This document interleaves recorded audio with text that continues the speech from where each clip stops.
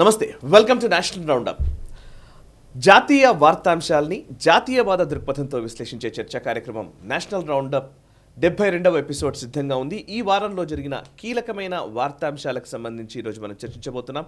ముఖ్యంగా మనకు parliament attack చాలా సీరియస్ అంశంగా కనబడుతోంది. అటాక్ అనే కంటే కూడా ఒక రకంగా చెప్పాలంటే ఒక ఘర్షణ, ఒక గందరగోళాన్ని క్రియేట్ చేసే ఒక ప్రయత్నం చేశారు. అది చాలా కీలకమైన అంశంగా కనబడుతోంది.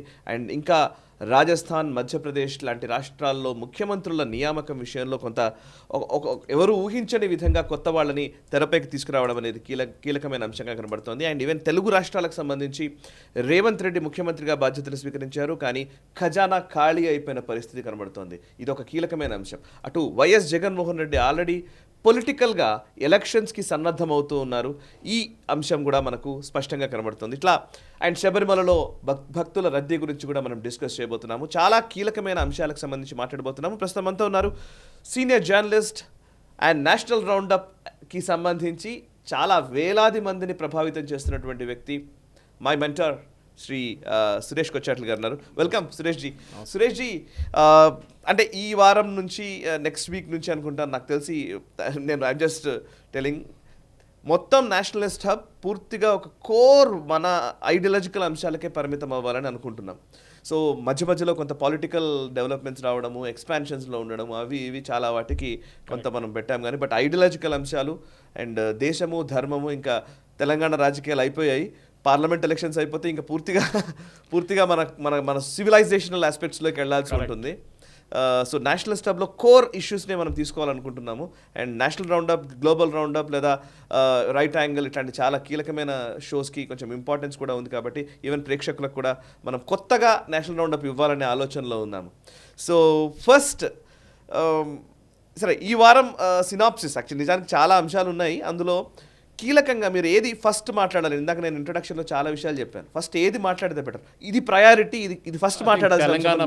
తెలంగాణ పాలిటిక్స్ గురించి మాట్లాడాలి. లాస్ట్ టైం కూడా మనం దాని నుంచి మొదలు పెట్టాం. ఓకే, దాని తర్వాత పార్లమెంట్ అటాక్ తీసుకోవచ్చు. ఎందుకంటే ఒక కీలకమైన, ఎందుకంటే ఇప్పుడు మామూలుగా యూఆర్ జర్నలిస్ట్, సో మీకు తెలిసి ఉంటుంది అంటే ఏదైనా సరే ఇది హెడ్లైన్ అని చెప్తాం. కరెక్ట్. మనం న్యూస్ ఫస్ట్ దేనికి ఎక్కువ ఇంపార్టెన్స్ ఇవ్వాలనేది ఉంటుంది కదా. న్యూస్ పేపర్లో ఎప్పుడు పొద్దున 10 గంటలకు ఒక మీటింగ్ ఉంటుంది, 10:30, 11కి ఎడిటర్ రూమ్లో. అన్ని పేజ్ హెడ్స్ అంటాం మనం. పేజ్ హెడ్స్ అంటే ఒక్కొక్క పేజ్ ఒక మనిషికి ఉంటుంది, ఒక సబ్ ఎడిటర్ లెవెల్ నుంచి సీనియర్ ఎడిటర్ దాకా, స్పోర్ట్స్ మిగతా అంతా వాళ్ళు డిసైడ్ చేస్తారు ఇవాళ రేపు వచ్చే న్యూస్ పేపర్ది హెడ్లైన్ ఏముండబోతుంది అనేది. అంటే ఆలోచించండి, 11 గంటలకు నెక్స్ట్ డే హెడ్లైన్ డిసైడ్ చేస్తున్నారు. నాకు ఇప్పుడు కూడా గుర్తుంది, రాత్రి ఒకరోజు 10:30కి బెంగళూరు క్లబ్లో కూర్చొని మేము అందరు కూర్చున్నప్పుడు, సరే ఇంటికి వెళ్దాం అని చెప్పి మా బాసు నేను అందరు కలిసి ఇంటికి వెళ్ళేటప్పుడు, వాళ్ళ ఇంటి దగ్గర చేరుకున్నప్పుడు నా స్కూటర్ ఉండే, అప్పుడు చేరుకున్నప్పుడు వాళ్ళ వైఫ్ బయట నిలబడి ఉన్నారు. And my boss GM was with me. నా స్కూటర్ ఆయన కార్ ఏదో గాట్ స్పాయిల్డ్, ఖరాబ్ అయిపోయింది. ఏదో బయట నిలబడిందంటే మేము రాత్రి 11 గంటలకని ఆయనకేదో డౌట్ వచ్చింది. ఏనా అడిగితే రాజీవ్ గాంధీ అసాసినేటెడ్ అని చెప్పి, అదే స్కూటర్లో తిరిగి మళ్ళీ Bengaluru MG road times of India ఆఫీస్కి వచ్చాం. ఆ రోజు గొడవ. అంటే మీరు రేపు పొద్దున ఏం రాబోతుందని ఇవాళ 11 గంటలకు డిసైడ్ చేయలేం. కరెక్ట్. సాయంత్రం ఏదైనా జరగవచ్చు, రాత్రి కూడా జరగవచ్చు. The headline my totally change. Priorities మొత్తం మారిపోయి మనం చూసాం పార్లమెంట్ అటాక్ జరిగినప్పుడు కూడా హెడ్లైన్స్ మొత్తం మారిపోయింది కంప్లీట్గా. ఎనీవే, నేను తెలుగు ఇది మన స్పెషల్ తెలంగాణ గురించి ఎందుకు అంటున్నాం అంటే, రేవంత్ రెడ్డి గారికి ఒక రియాలిటీ చెక్ వచ్చేసింది. మీరు చూసుంటారు, ఆయన ఎలక్షన్ టైంలో ఈ was like an excited kid. అంటే చిన్న ఒక అబ్బాయి, కాలేజ్ అబ్బాయి ఎంత ఎక్సైట్ అయిపోతాడో ఎలక్షన్ క్యాంపెయిన్లో అది ఇది అని చెప్పారు. కానీ ఒకసారి ఆ ముఖ్యమంత్రి కుర్చీ మీద కూర్చున్నప్పుడు ఆయనకి రియాలిటీ తెలిసిపోయింది. ఏం దాట్స్ ఫస్ట్ డే ఆయన ఎలక్ట్రిసిటీ దాన్ని పట్టుకున్నారు. ఆయన 88,000 కోట్ల రూపాయలు అప్పు తీసుకున్నారు, ఇవ్వాల్సిన డబ్బులు. నాకు తెలియదు, నేను చేయనని చెప్పేస్తే కాదు కదా, మీరు తీసుకున్నారు, ఖజానా మీ చేతిలో ఉంది, ఖజానాలో డబ్బులు లేదు, అది మీరేం చేయబోతున్నారు. నెక్స్ట్ చూసినప్పుడు మిగతా ప్రాబ్లమ్స్ అన్నీ వస్తున్నాయి. అది బస్సులది ఉండొచ్చు, టీఎస్ఆర్టీది ఉండొచ్చు, ఫార్మర్స్ రుణమాఫీ గురించి ఉండొచ్చు. అన్ని ఇష్యూస్ ఒకటి తర్వాత ఒకటి బయటకు వస్తుంది. ఇప్పుడు ఏమంటారంటే ఎక్కడ చూసినా కానీ డబ్బులు లేవు. అది అన్ని స్టేట్ ప్రాబ్లం, తెలంగాణ ప్రాబ్లం కాదు. Most of the states, mismanage చేసిన స్టేట్స్లో అంతా ఇదే ప్రాబ్లం. ఎందుకంటే మన దగ్గర ఈ ఫ్రీబీస్ అని చెప్పలేం, కానీ ఈ ఇచ్చేదానికి మీద డబ్బులు ఉంటేనే మీరు ఇవ్వాలి, డబ్బులు లేనప్పుడు మీరు ఇవ్వకూడదు. కేటీఆర్ గారు ఒక ప్రశ్న అడిగారు, దానికోసం made this the point number 1 of the discussion. ఎందుకంటే కేటీఆర్ గారు ఏమడిగారంటే, రేవంత్ రెడ్డి గారికి తెలియదా ఆయన ఈ 6 గ్యారంటీస్ 6 గ్యారంటీలు ఇచ్చే ముందు ఎందుకు ఆలోచించలేదు దీని గురించి, ఎంత పడుతుంది ఒక సంవత్సరానికి అని మాకు ఆయనకు తెలియదా అన్నారు. Good point. 1,60,000 కోట్లు పడుతుంది అంటున్నారు ఇప్పుడు. కానీ 1,60,000 కోట్లు ఖర్చు పెట్టాలంటే స్టేట్ గవర్నమెంట్ బడ్జెట్ అంతా మీకు తెలుసు 2 లక్షల కోట్లు, 2 లక్షల నుంచి 2,50,000 కోట్ల దాకా స్టేట్ గవర్నమెంట్ బడ్జెట్ ఉంటుంది. అంటే బడ్జెట్ది ఆల్మోస్ట్ మీరు మాట్లాడిన దానికి ఒక 60% ఆఫ్ ద బడ్జెట్ మీకు కొత్త అలొకేషన్ చేయాల్సి వస్తుంది. అంటే 2,50,000 కోట్ల బడ్జెట్ ఉన్నప్పుడు దానికి ఇంకా 1,60,000 కోట్లు యాడ్ చేయాల్సి వస్తుంది. ఓకే, దాంట్లో కొన్ని స్కీమ్స్కి డబ్బులు ఇమీడియట్గా పెట్టక్కర్లేదు. ఫర్ ఎగ్జాంపుల్ హెల్త్ ఇన్సూరెన్స్ 10 లక్షలు ఇస్తా అంటున్నారు. దీనికన్నా ముందున్న గవర్నమెంట్ డబ్బులు ఇవ్వకుండా అన్ని ప్రైవేట్ హాస్పిటల్స్ ఆ ఇన్సూరెన్స్ స్కీమ్ ఆపేశారు, మొత్తం కంప్లీట్గా ఆపేశారు. ఇప్పుడు ఆ పాత బిల్స్ క్లియర్ చేసిన తర్వాతనే కొత్త స్కీమ్ రాబోతుంది. కొత్త స్కీమ్లో 100 మందికి ఉంటే దాంట్లో 10 మంది అది యూజ్ చేస్తారు ఇన్సూరెన్స్. అది అంటే ఎవరో హాస్పిటల్కి వెళ్ళి అడ్మిట్ అయిన తర్వాత వాళ్ళ బిల్లు బట్టి ఉంటుంది. అందరికి 10 లక్షల రూపాయలు బిల్ రావు. అవును, కొంతమందికి 50, కొంతమంది 1,00,000, కొంత 2 లక్షలు వచ్చి అది క్రితం. సో డబ్బులు ఎక్కడ ఉంది, ఇది చాలా ఇంపార్టెంట్ ప్రశ్న. ఎందుకంటే ఒక ఇల్లు నడిపిస్తున్నప్పుడు, ఒక కార్పొరేట్ కంపెనీ నడిపిస్తున్నప్పుడు మన బాటమ్ లైన్, ఇప్పుడు మీరు ఛానల్ నడిపిస్తున్నారు, మీ బాటమ్ లైన్ చాలా ఇంపార్టెంట్. టాప్ లైన్ కాదండి, టాప్ లైన్ అంటే మీ టర్న్ ఓవర్. కానీ బాటమ్ లైన్కి వచ్చే మీ ప్రాఫిట్ ఏంటి, అన్ని ఖర్చుల తర్వాత ఎంత డబ్బులు మిగిలిందా లేదా అని అది ఇంకో పెట్టాల్సిందంట పాకెట్ నుంచి. సో ఇది మెయిన్ ప్రాబ్లం. అది మనకు ఇల్లు నడిపించినా కానీ, ఒక కంపెనీ నడిపించినా కానీ, ఒక రాష్ట్రం నడిపించినా కానీ ఇదే ప్రాబ్లం. నిర్మలా సీతారామన్ గారి టెన్షన్ ఆలోచించండి. కోవిడ్ తర్వాత ఖజానాలు అప్పుడు అక్కడ కూడా మొత్తం కంప్లీట్గా డ్రైన్ అవుట్ అయిపోయింది. మన అందరికి తెలుసు, రెవెన్యూ లేకుండే అసలు. అక్కడి నుంచి ఆమె ఇప్పుడు దాకా ఇండియాని ఈ పరిస్థితికి తీసుకొచ్చిందంటే you should really admire her talent. Correct. ఎందుకంటే that chair is not easy. Finance minister అనే చైర్, అది చాలా టెన్షన్ ఉంటుంది అక్కడ. ఎందుకంటే ఎవ్రీ డిపార్ట్మెంట్ వాంట్స్ మనీ. ఏ డిపార్ట్మెంట్ డబ్బులు వద్దని చెప్పట్లేదు, అందరికి డబ్బులు కావాలి. కానీ అది ఎట్లా మేనేజ్ చేయాలో చాలా ఇంపార్టెంట్. దానికోసం మనం చాలా మటుకు మన హోమ్ మేకర్స్ అంటాం, మన అమ్మగారిని చూసుంటాం ఫస్ట్ ఇంట్లో. ఆమె ఉన్న డబ్బులు పెట్టుకొని ఎట్లా మేనేజ్ చేసేదాన్ని. అప్పుడు ఆ టైంలో శాలరీస్ అంత ఎక్కువ లేకుండా. ఇక్కడ ఒక విషయం సార్, ఇప్పుడు రేవంత్ రెడ్డిని కేటీఆర్ క్వశ్చన్ చేస్తున్నారు, మీరు ఎందుకు మరి మీకు తెలియదా గ్యారంటీలు ఎందుకు ఇచ్చారని అడుగుతున్నారు కదా. సో ఈ గ్యారంటీలకు కేసీఆర్ కూడా పీఆర్ఎస్ పార్టీ కూడా ఏం తక్కువేమి ఇవ్వలే. కరెక్ట్. వీళ్ళు 15,000 అంటే వాళ్ళు 16,000 అన్నారు, వీళ్ళు 2,000 అంటే వాళ్ళు 3,000 అన్నారు, వీళ్ళు ఇంత అంటే వాళ్ళు అంతా అన్నారు. మరి ఇప్పుడు బీఆర్ఎస్ పార్టీ అధికారంలోకి వచ్చినా కూడా అంతే ఖర్చు అయ్యేది మరి అవి అమలు చేయాలంటే. కరెక్ట్. సరే, అంటే బీఆర్ఎస్ అమలు చేయకుండా మేము ఇవ్వాలనుకుందా మరి కేటీఆర్ అనుకున్న లెక్క ప్రకారం అయితే? దానికోసం ఏమవుతుందంటే పార్టీ గెలవలేని పార్టీ ఉంది కాబట్టి కమ్యూనిస్ట్ వాళ్ళు, లేకుంటే ఇంకేదైనా చిన్న పార్టీ వాళ్ళంటారు నేను 1,00,000 రూపాయలు నీకు జీతం ఇస్తాను నెలకంటారు. ఇంట్లో కూర్చొని మహిళలు అందరికి 1,00,000 రూపాయలు ఇస్తా అంటాడు. వాడికి తెలిసి వాడు ఎప్పుడు గెలవాడు. ఓకే, వచ్చిన ఓట్లు వస్తాయి కానీ. సో ప్రామిస్ మీరు చేస్తున్నప్పుడు రియాలిటీ చెక్ ఒకటి ఉండాలి. మనం ఎప్పుడు back of the envelope calculation అంటాం. సింపుల్గా 1,60,000 కోట్లు కావాలి. దానికన్నా ఎక్కువ కూడా కావచ్చు, కొంచెం తక్కువ కావచ్చు, చాలా తక్కువ కాదు. సో అట్లాంటి పరిస్థితుల్లో మీరు ఎట్లా నడిపోతున్నారు, గవర్నమెంట్ నడిపిస్తారు. ఎందుకంటే ఇది it's not a laughing matter. ఎందుకంటే డబ్బులు ఎక్కడి నుంచి వస్తాయి, మనమే కట్టాలి, ప్రజల డబ్బులు. అది ట్యాక్స్ పేయర్స్ మనీ అంటాం మనం ఇప్పుడు. అండ్ యూజువలీ మన దేశంలో ఏమవుతుందంటే అందరూ ఇన్కమ్ ట్యాక్స్ రిపోర్ట్ చేస్తారు. ఇన్కమ్ ట్యాక్స్ కట్టేది 3% మందే, 4% మందే, మిగతా 96% మా డబ్బుల మీద బతుకుతున్నారని చెప్తారు. తప్పది. ఎవడైనా మ్యాచ్ బాక్స్ కొనే కానీ, లేకుంటే ఒక టూత్ పేస్ట్ కొన్నా కానీ, ఏదైనా కొన్నప్పుడు దాని మీద జిఎస్టీ కడతారు. జిఎస్టీ ఉంటుంది, దాంట్లో స్టేట్ జిఎస్టీ ఉంటుంది, సెంట్రల్ జిఎస్టీ ఉంటుంది. ఈ స్టేట్ జిఎస్టీ డెఫినెట్గా స్టేట్కి వెళ్తుంది. దాని తర్వాత సెంట్రల్ జిఎస్టీ నుంచి కూడా ఒక కాంపోనెంట్ స్టేట్కి వస్తుంది. అందరు ట్యాక్స్ కడుతున్నారు. ఈవెన్ మోస్ట్ పేదోడు కూడా, రిక్షా పుల్లర్ ఉండండి, ఎవరైనా ఉండండి, పనిచేసేట మేసన్ కూడా ట్యాక్స్ కడుతున్నాడు. కానీ ట్యాక్స్ని మీరు ఎట్లా ఉపయోగిస్తారు, అది క్వశ్చన్. ఇప్పుడు ఏమంటున్నారు, 88,000 కోట్లు ఎలక్ట్రిసిటీ బోర్డు డబ్బులు కట్టాలంటున్నారు. నా ఎవరు who is responsible for this? ఎవరు ఇది? మనం చూసాం మోదీ గవర్నమెంట్ వచ్చిన 2014లో సాయి గారు, యూపీఏ గవర్నమెంట్ 10 yearsలో 10 సంవత్సరాల్లో వాళ్ళు అప్పుడు చాలా ఫ్యూయల్ ఇంటర్నేషనల్ మార్కెట్లో ఫ్యూయల్ రేట్ చాలా ఎక్కువ ఉండే, క్రూడ్ ఆయిల్. వాళ్ళు ఏం చేశారంటే బాండ్స్ ఇష్యూ చేశారు ఆయిల్ కంపెనీస్కి. అంటే మీకు సంవత్సరానికి మీకు 20,000 కోట్లు లేకుంటే 30,000 కోట్లు లాస్ ఉంటే దాన్ని మేము ఒక బాండ్ ఇష్యూ చేస్తున్నాం అని చెప్పి ఒక పేపర్ మీద రాసి ఇచ్చారు.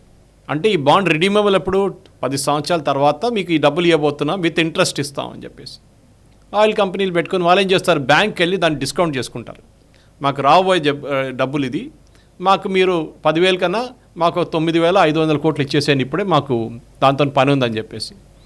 ఇది ఇంటర్నేషనల్ మార్కెట్లో, ట్రేడింగ్ మార్కెట్లో కూడా లెటర్ ఆఫ్ క్రెడిట్ యూజ్ చేసి వీళ్ళు చేసుకుంటారు ఇట్లానే. కానీ దాంతో ఏమైందంటే మోదీ గవర్నమెంట్ వచ్చినప్పుడు ఆల్మోస్ట్ 1,80,000 కోట్లు, అక్కడిక్కడ ఒక 20,000 కోట్లు ఉండొచ్చు, కానీ ఒక బాండ్ మోదీ గవర్నమెంట్ కట్టాల్సి వచ్చింది. ఎందుకంటే చిదంబరం దానికి ప్రొవిజన్ క్రియేట్ చేయలేదు బడ్జెట్లో.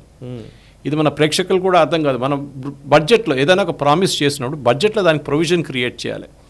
ఈ సంవత్సరం మేము 10,000 కోట్లు ఎలక్ట్రిసిటీ సబ్సిడీ ఉందని చెప్తే ఆ 10,000 కోట్లకి డబ్బులు పక్కన పెట్టాల్సి వస్తుంది బడ్జెట్లో. ఓకే, పెట్టలేదు తెలంగాణలో. అది పెట్టకుండా నడిపించుకున్నారు. వీళ్ళంటారు ఎలక్ట్రిసిటీ బోర్డు దగ్గర ఏమంటారు అంటే ట్రాన్స్కో దగ్గర మీరు లోన్ తీసుకోండి అంటారు. రూరల్ ఎలక్ట్రిఫికేషన్ కార్పొరేషన్ ఇంకైనా సెంట్రల్ గవర్నమెంట్ నుంచి మీరు లోన్ తీసుకోండి అంటారు. వాళ్ళు లోన్ తీసుకుంటారు. దాని లోన్ కట్టకపోతే నెక్స్ట్ మళ్ళీ దాని లోన్ మీద మళ్ళీ ఇంట్రెస్ట్ వస్తుంది. మళ్ళీ నెక్స్ట్ సెట్ ఆఫ్ లోన్ తీసుకుంటారు. ఇది తీసుకొని 88,000 కోట్లు అంటున్నారు ఇప్పుడు. సో డెఫినెట్లీ మీరు అడిగిన ప్రశ్నకి yes, KTR is also equally, KTR అంటే ద టీఆర్ఎస్ గవర్నమెంట్, అప్పుడున్న BRS government, they are also equally culpable. ఎందుకంటే మీరు ట్రాన్స్కోకి డబ్బులు ఇవ్వలేదు, మీరు ఆర్టీసీకి స్టూడెంట్ పాస్ కానివ్వండి, మిగతా ఇప్పుడు ఫ్రీ ఇస్తున్నారు. ఇప్పుడైతే ముందు స్టూడెంట్ పాస్కి ఉండే, పల్లె వెలుగు బస్సులు ఉండే, అక్కడన్నీ నడుస్తున్నప్పుడు ఈ బస్సుల కోసం కూడా మీరు ఆ సబ్సిడీ ఎలిమెంట్ ఎందుకు ట్రాన్స్ఫర్ చేయలేదు? ఏ డిపార్ట్మెంట్ అయినా కానివ్వండి. దాంట్లో అన్నిటికంటే పెద్ద డిఫాల్ట్ ఎలక్ట్రిసిటీలో బిల్స్లో చూస్తే మీకు బిల్లు కూడా కలెక్ట్ చేయలేరు. మీరు ఆల్మోస్ట్ 30% దాకా కలెక్ట్ చేయలేదు బిల్స్. ఇంకా దాంట్లో చాలా మటుకు గవర్నమెంట్ డిపార్ట్మెంట్స్ ఉన్నాయి. గవర్నమెంట్ డిపార్ట్మెంట్సే కట్టట్లేదు. సో గవర్నమెంట్ ఏమంటున్నారు, అది గవర్నమెంట్ డిపార్ట్మెంటే కదా, మా అండర్లోనే వస్తుంది కూడా, మేము చూసుకుంటాంలే అని. చూసుకోవడం ఏముంది? మీరు ఒక పాకెట్ నుంచి తీసి ఇంకో పాకెట్లో ఇస్తున్నారు డబ్బులు. You have to collect. అది ఎవరైనా ఉన్నాయండి, సెంట్రల్ గవర్నమెంట్ ఉండొచ్చు, స్టేట్ గవర్నమెంట్ ఉండొచ్చు, పిఎస్సీ ఉండొచ్చు. వాళ్ళు డబ్బులు కట్టకపోతే బిల్ కట్ చేసేసారు. మనం డొమెస్టిక్ కనెక్షన్ మనం బిల్ కట్టకపోతే కట్ చేసేస్తారు కదా సాయి గారు. అవును. మళ్ళీ అది కార్పొరేట్ లెవెల్ ఎందుకు చేయట్లేదు? మాది పిఎస్యూ లెవెల్, గవర్నమెంట్ లెవెల్ ఎందుకు చేయట్లేదు? అండ్ సరే, ఓకే, ఒకటి మీరు చెప్తున్నది ఫైనాన్స్కి సంబంధించి మన రెవెన్యూ మోడల్స్ ఏంటి, మన ఖర్చు ఎంత, ఇది ఒక బ్యాలెన్స్ షీట్కి సంబంధించిన వ్యవహారం పక్కన పెడదాం. ఇది ఒక పెద్ద సమస్య, నిజానిగానే మీరు అన్నట్టుగా ఒక పెద్ద సమస్య. ట్రెజరీలో డబ్బులు లేవు, దీన్ని ఎట్లా అధిగమిస్తాడు రేవంత్ రెడ్డి అనేది ఒక కీలకమైన అంశం. దీంతోపాటు పాలసీ డిసిషన్స్ ఏవైతే గత ప్రభుత్వం తీసుకున్నటువంటి కొన్ని విధానపరమైన నిర్ణయాలు ఉన్నాయో వాటిని మళ్ళీ తిరగరాసే ఒక ప్రయత్నం అయితే రేవంత్ రెడ్డి చేస్తున్నారు. ఒకటి GO 111, అది చాలా కీలకమైన అంశం. అది 10 సంవత్సరాలుగా నానుతున్న అంశం. ఎలక్షన్స్కి ముందు GO 111 రద్దు చేస్తూ కేసీఆర్ గవర్నమెంట్ నిర్ణయం తీసుకుంది. దానికి ముడిబడి కొన్ని 100,000 కోట్ల రూపాయల రియల్ ఎస్టేట్ ముడిబడి ఉంది. కరెక్ట్.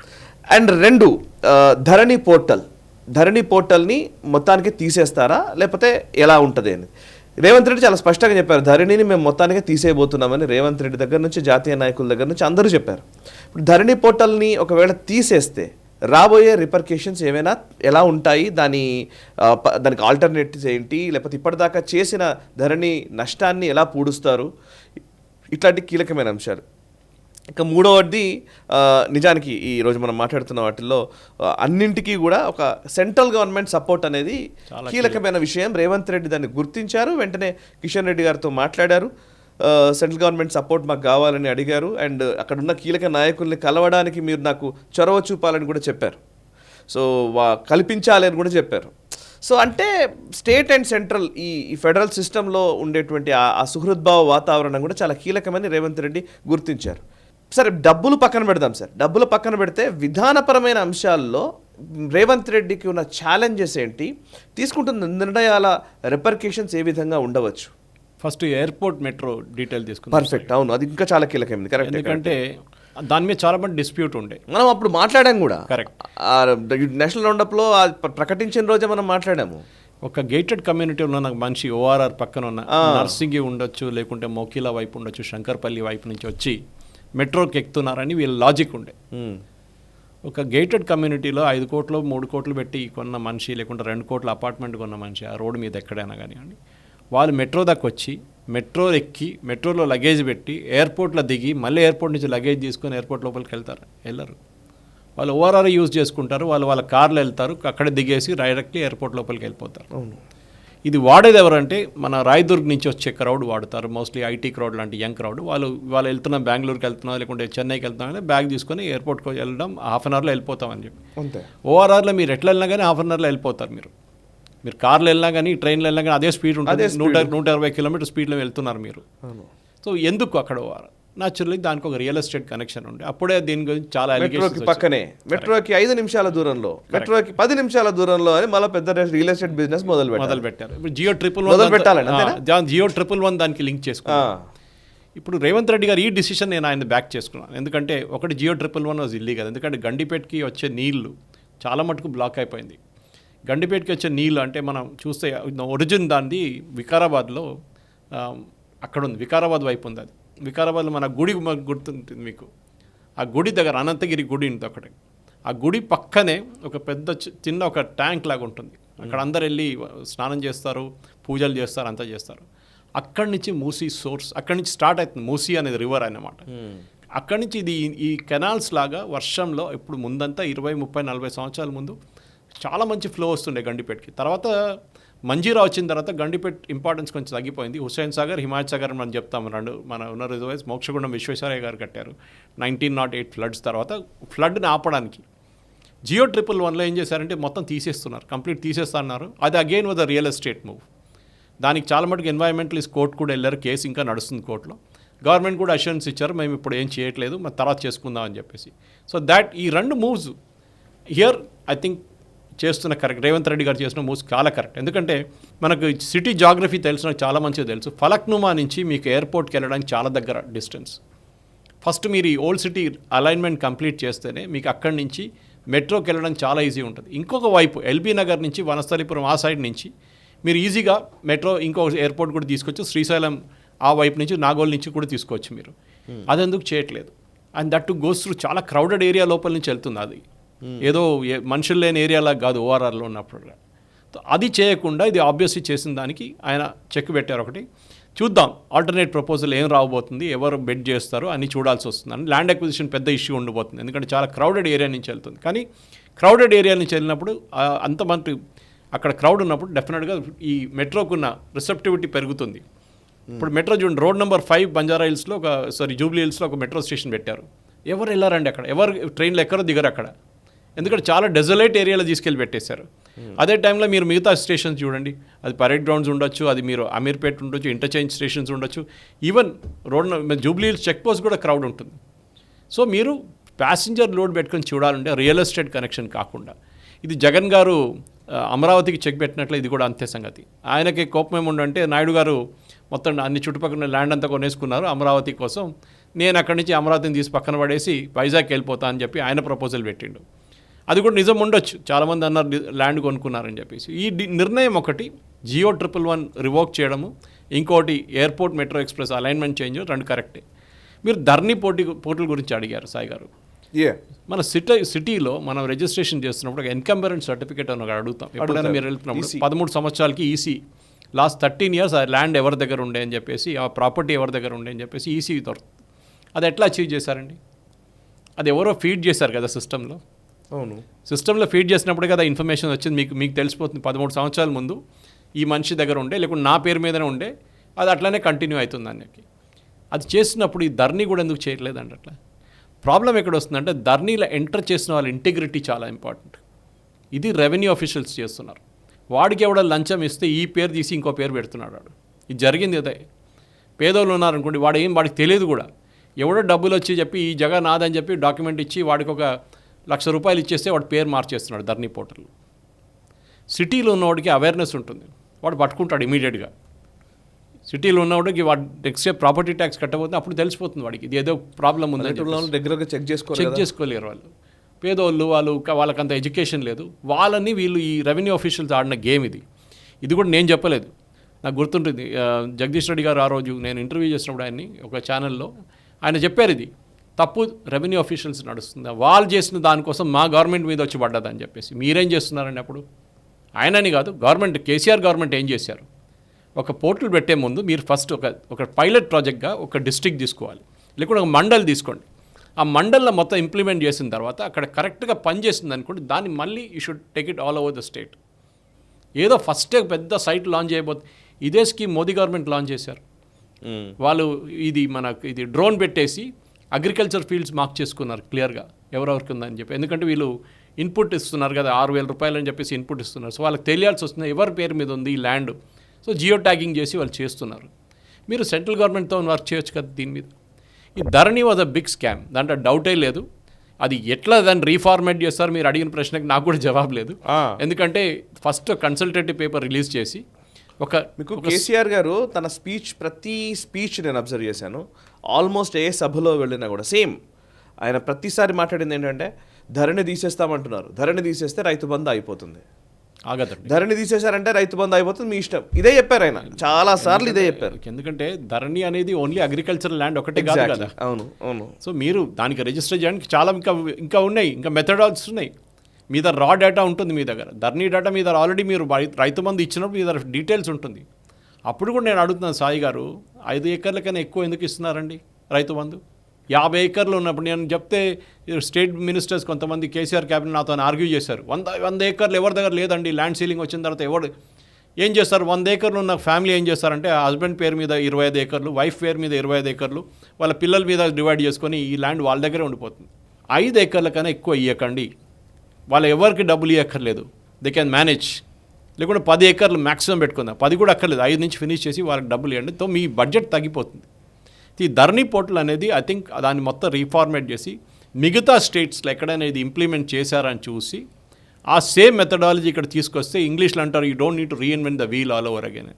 ఇంకెక్కడైనా ఈ సాఫ్ట్వేర్ ఉందా అని చూసి ఫస్ట్ లాంచ్ చేసే ముందు ఒక మండల్లో లేకుంటే 2 మండల్స్లో సెపరేట్ జాగ్రఫికల్ ఏరియాస్, ఒకటి నార్త్ తెలంగాణ, ఒక సౌత్ తెలంగాణలో ఇంప్లిమెంట్ చేసి ఆ మండల్లో బాగా జరిగితే 1 నెల 2 నెలలు నడిపించిన తర్వాత ప్రాబ్లమ్స్ లేదు, కంప్లైంట్స్ లేదని చెప్పినప్పుడు ఈ ప్రాబ్లం సార్ట్అవుట్ అయిపోతుంది. ఎందుకంటే మన తెలంగాణలో కాదు, హైదరాబాద్లో కూడా ఉంది. హైదరాబాద్లో ఒక ల్యాండ్ మీద 5 క్లెయిమెంట్స్ ఉంటారు, ఇది నాది ఇది నాది నాది అని చెప్పేసి. ఎందుకంటే మన ఓల్డ్ టైం నుంచి రికార్డ్ బాగా మెయింటైన్ చేసుకో రాలేదు నిజాం టైం నుంచి. ఎవరు కావాలంటే వాడు ల్యాండ్ చేసుకోండి. జూబ్లీస్లో చూడండి 10 మంది ఉంటారు ఒక క్లెయిమెంట్స్ ఒక ల్యాండ్ మీద. సో ఆ ప్రాబ్లం ఉండబోతుంది. సో ధరణి పోర్టల్ని డెఫినెట్లీ అప్పుడున్న స్టేట్ గవర్నమెంట్ ఏం చేయాలంటే దాన్ని మిగతా స్టేట్లో అక్కడున్న ప్రాబ్లమ్స్ ఏంటి, ఎందుకు వచ్చింది ఈ ప్రాబ్లమ్స్ ఎందుకు వచ్చిందంటే రికార్డ్ ఎంట్రీ టైంలోనే వస్తుంది.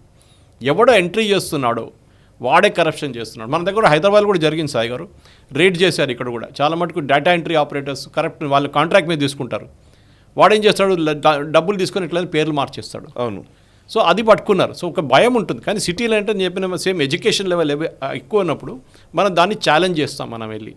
కానీ పల్లెటూరులో ఉన్న పాపం మాడేం చేస్తాడు, ఎన్నిసార్లు కోర్టులో తిరుగుతాడు ఆడు, పోయిందిలో ఏం చేసుకుందని చెప్పి మా భూమికి ఉంచుకున్నాడు కేసీఆర్ అని చెప్పి చాలామంది కోపం ఉండేది దాని మీద.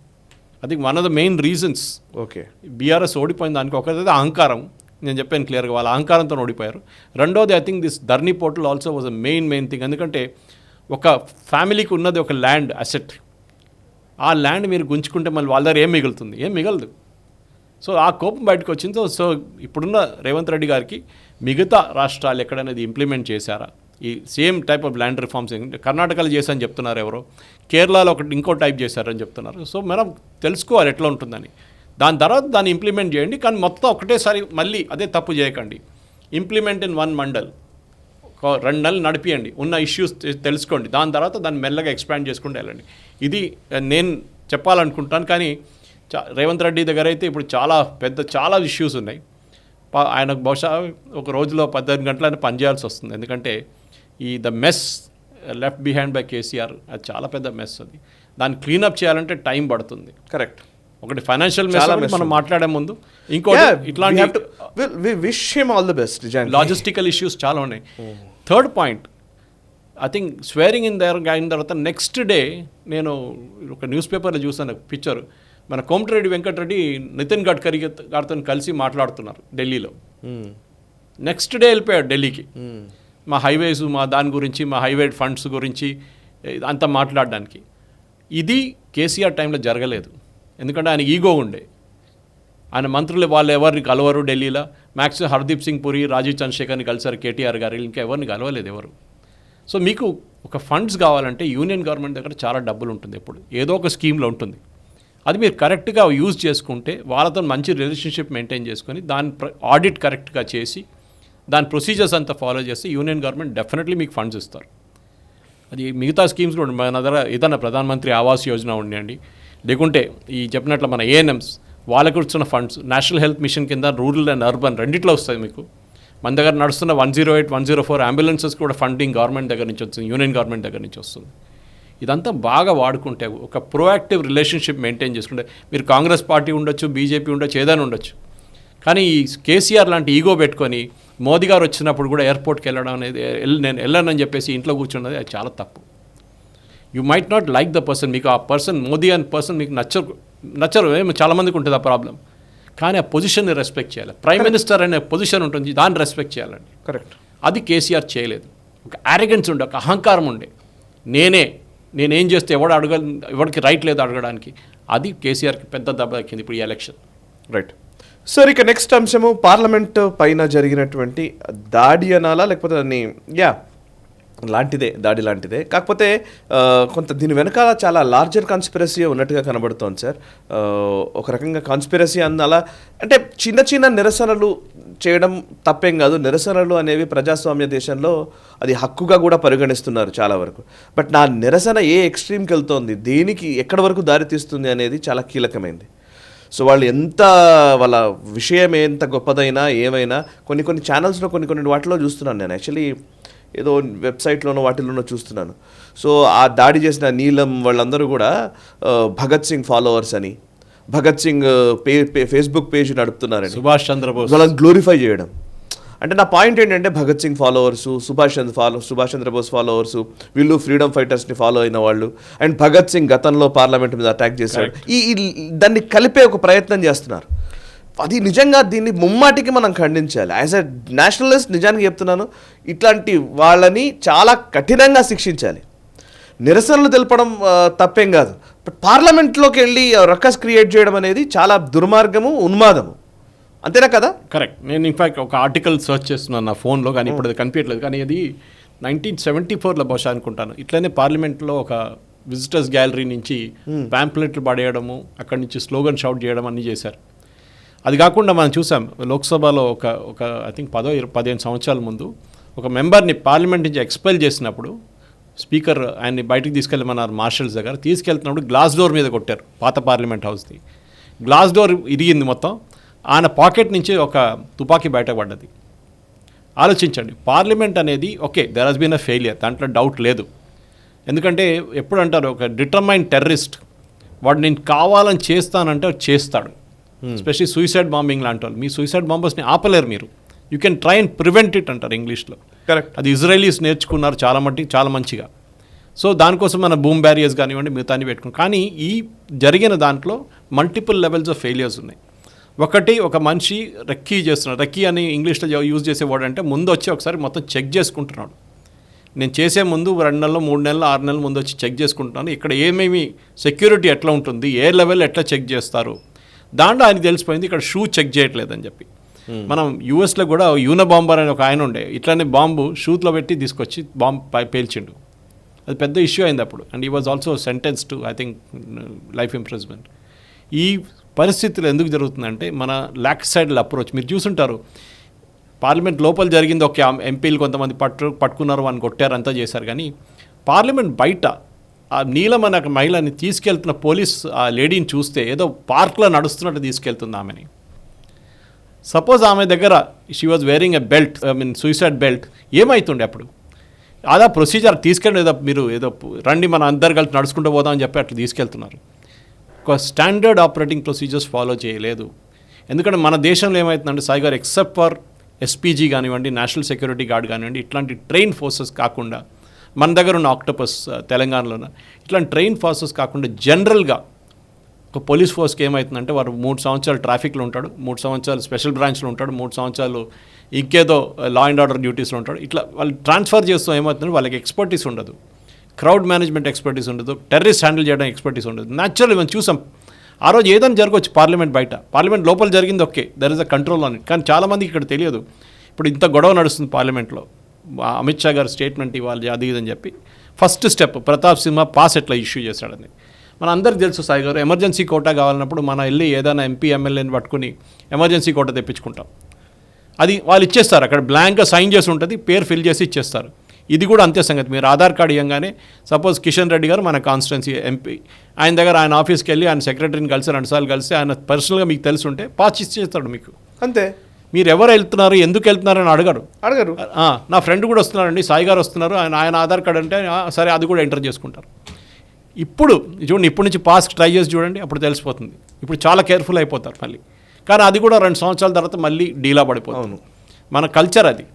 సో మనం ఈ పాస్ ఇష్యూ చేసిన ఫస్ట్ ఫాల్ట్. ఓకే, ఆయన ఫాదర్ వచ్చి వాళ్ళ ఫ్రెండ్ అంటున్నారు, ప్రతాప్ సింగ్ మా ఫ్రెండ్ అంటున్నారు, ఆయన వచ్చి అడిగి మా కొడుకు పార్లమెంట్ చూడాలంటున్నాడు, కొత్త పార్లమెంట్ కొంచెం పాస్ ఇస్తారంటే ఎవరైనా ఇస్తారండి, తప్పులేదు దాంట్లో. కానీ ఇప్పుడు అయిపోయిన తర్వాత ఎందుకు ఇష్యూ చేశారంటే అదే రోజు ఒక 20 మంది పాస్ ఇష్యూ చేస్తుంటారు ఈ మిగతా ఎంపీలు. వీటిలో చేస్తాడని ఎవరికి తెలియదు కదా, వాడేదో డెసిగ్నేటెడ్ టెర్రరిస్ట్ కాదు కదా, ప్రొఫైలింగ్ చేయలేదు కదా వాడిది. అదొకటి. Second, naturally he has be question Pratap సింహకి ఇంకేమైనా కనెక్షన్ ఉందా దీంతో, పర్సనల్గా వాళ్ళ ఫ్యామిలీ ఫ్రెండ్స్ అంటున్నారు, తెలిసిన మనుషులు అంటున్నారు. ఓకే. సెకండ్, వీళ్ళు షౌట్ చేసిన స్లోగన్ సాయి గారు మీరు చూసుంటారు, జై భీమ్, భారత్ మాతా కీ జై, వందే మాతరం, తానాషాహీ నెయ్యి చలేగి. ఇది లెఫ్టిస్ట్ నుంచి స్టార్ట్ అయ్యి రైట్ దాకా వెళ్తుంది. ఇప్పుడు ఏమంటున్నారు చాలామంది కాంగ్రెస్ ఎంపీలు, కాంగ్రెస్ పార్టీ వాళ్ళు, ఇది బీజేపీ వాళ్ళు చేసిన కుట్ర. ఒకటి ప్రతాప్ సింహ పేరు ఉంది, నెక్స్ట్ భారత్ మాతాకి జై అని ఎవడు లెఫ్టిస్టోడో లేకుంటే టెర్రరిస్ట్ చెప్పడు, భారత్ మాతాకి జై అని చెప్పిన దానికి బీజేపీ వాళ్ళు. ఆమె స్లోగన్ కూడా చాలా క్లియర్గా షౌట్ చేసింది కావాలని చెప్పి. ఒకటే తానాషాహీ నెయ్యి చలేగి అంటే మళ్ళీ మనం చెప్పేస్తాం woke culture, leftist, JNU crowd అని. కానీ వందే మాత్రం తీసుకొచ్చారు. ఈ వందే మాత్రం కానీ భారత్ మాతాకి జై మీకు ఎక్కడ కనిపించలేదు ఫార్మర్స్ ప్రొటెస్ట్లో. కానీ మన దగ్గర సిఏ అజిటేషన్ నడిచినప్పుడు మీకు గుర్తుండు సాయి గారు, నేషనల్ ఫ్లాగ్ తీసుకొని దిగారు. కరెక్ట్. ఏది మన ఓల్డ్ సిటీలో నేషనల్ ఫ్లాగ్ పట్టుకునే మనుషులు కూడా ఆ రోజు నేషనల్ ఫ్లాగ్ తీసుకొని రోడ్డు మీద దిగారు. ఎందుకంటే they have to show that they are on the nationalistic side. అది ట్రై చేశారు ఇక్కడ. కానీ ఇక్కడ వీళ్ళ తప్పు ఎక్కడ వచ్చిందంటే వీళ్ళు న్యాచురల్ వీళ్ళ బ్యాక్గ్రౌండ్ ఎవడైనా చెక్ చేస్తాడు. బ్యాక్గ్రౌండ్ చెక్ చేసినప్పుడు తెలిసిపోయింది, పాత ఫోటోలు ఎక్కడ పోవు, సోషల్ మీడియాలో కనిపిస్తూ ఉంటుంది, తెలిసిపోయింది ఫామ్ ప్రొటెస్ట్. కానీ ఈ కల్చర్ అంతా వచ్చేది, ఈ ప్రొటెస్ట్ కల్చర్ అని వచ్చేది ఎక్కడి నుంచి అంటే సాయి గారు, ఈ జేఎన్యూ నుంచి. అంటే జేఎన్యూ ఒక్కటే కాదు, జేఎన్యూ లాంటి ఇన్స్టిట్యూషన్, అది మన హెచ్సి ఉండొచ్చు, ఎఫ్లు ఉండొచ్చు, మిగతా చాలా ఇన్స్టిట్యూషన్స్ ఉన్నాయి, జాదాపూర్ యూనివర్సిటీ ఉండొచ్చు. వీళ్ళు ఏం చేస్తారు, వీళ్ళకి ప్రొటెస్ట్ చేయడం అనేది వీళ్ళ దగ్గర ఫండమెంటల్ రైట్ అనుకుంటున్నారు. దాన్ని ఎంకరేజ్ చేయడానికి మన సుప్రీంకోర్టు కూడా ఉన్నారు. మీరు చదవడానికి వస్తున్నారా, ప్రొటెస్ట్ చేయడానికి వస్తున్నారా యూనివర్సిటీలో? You're coming to study.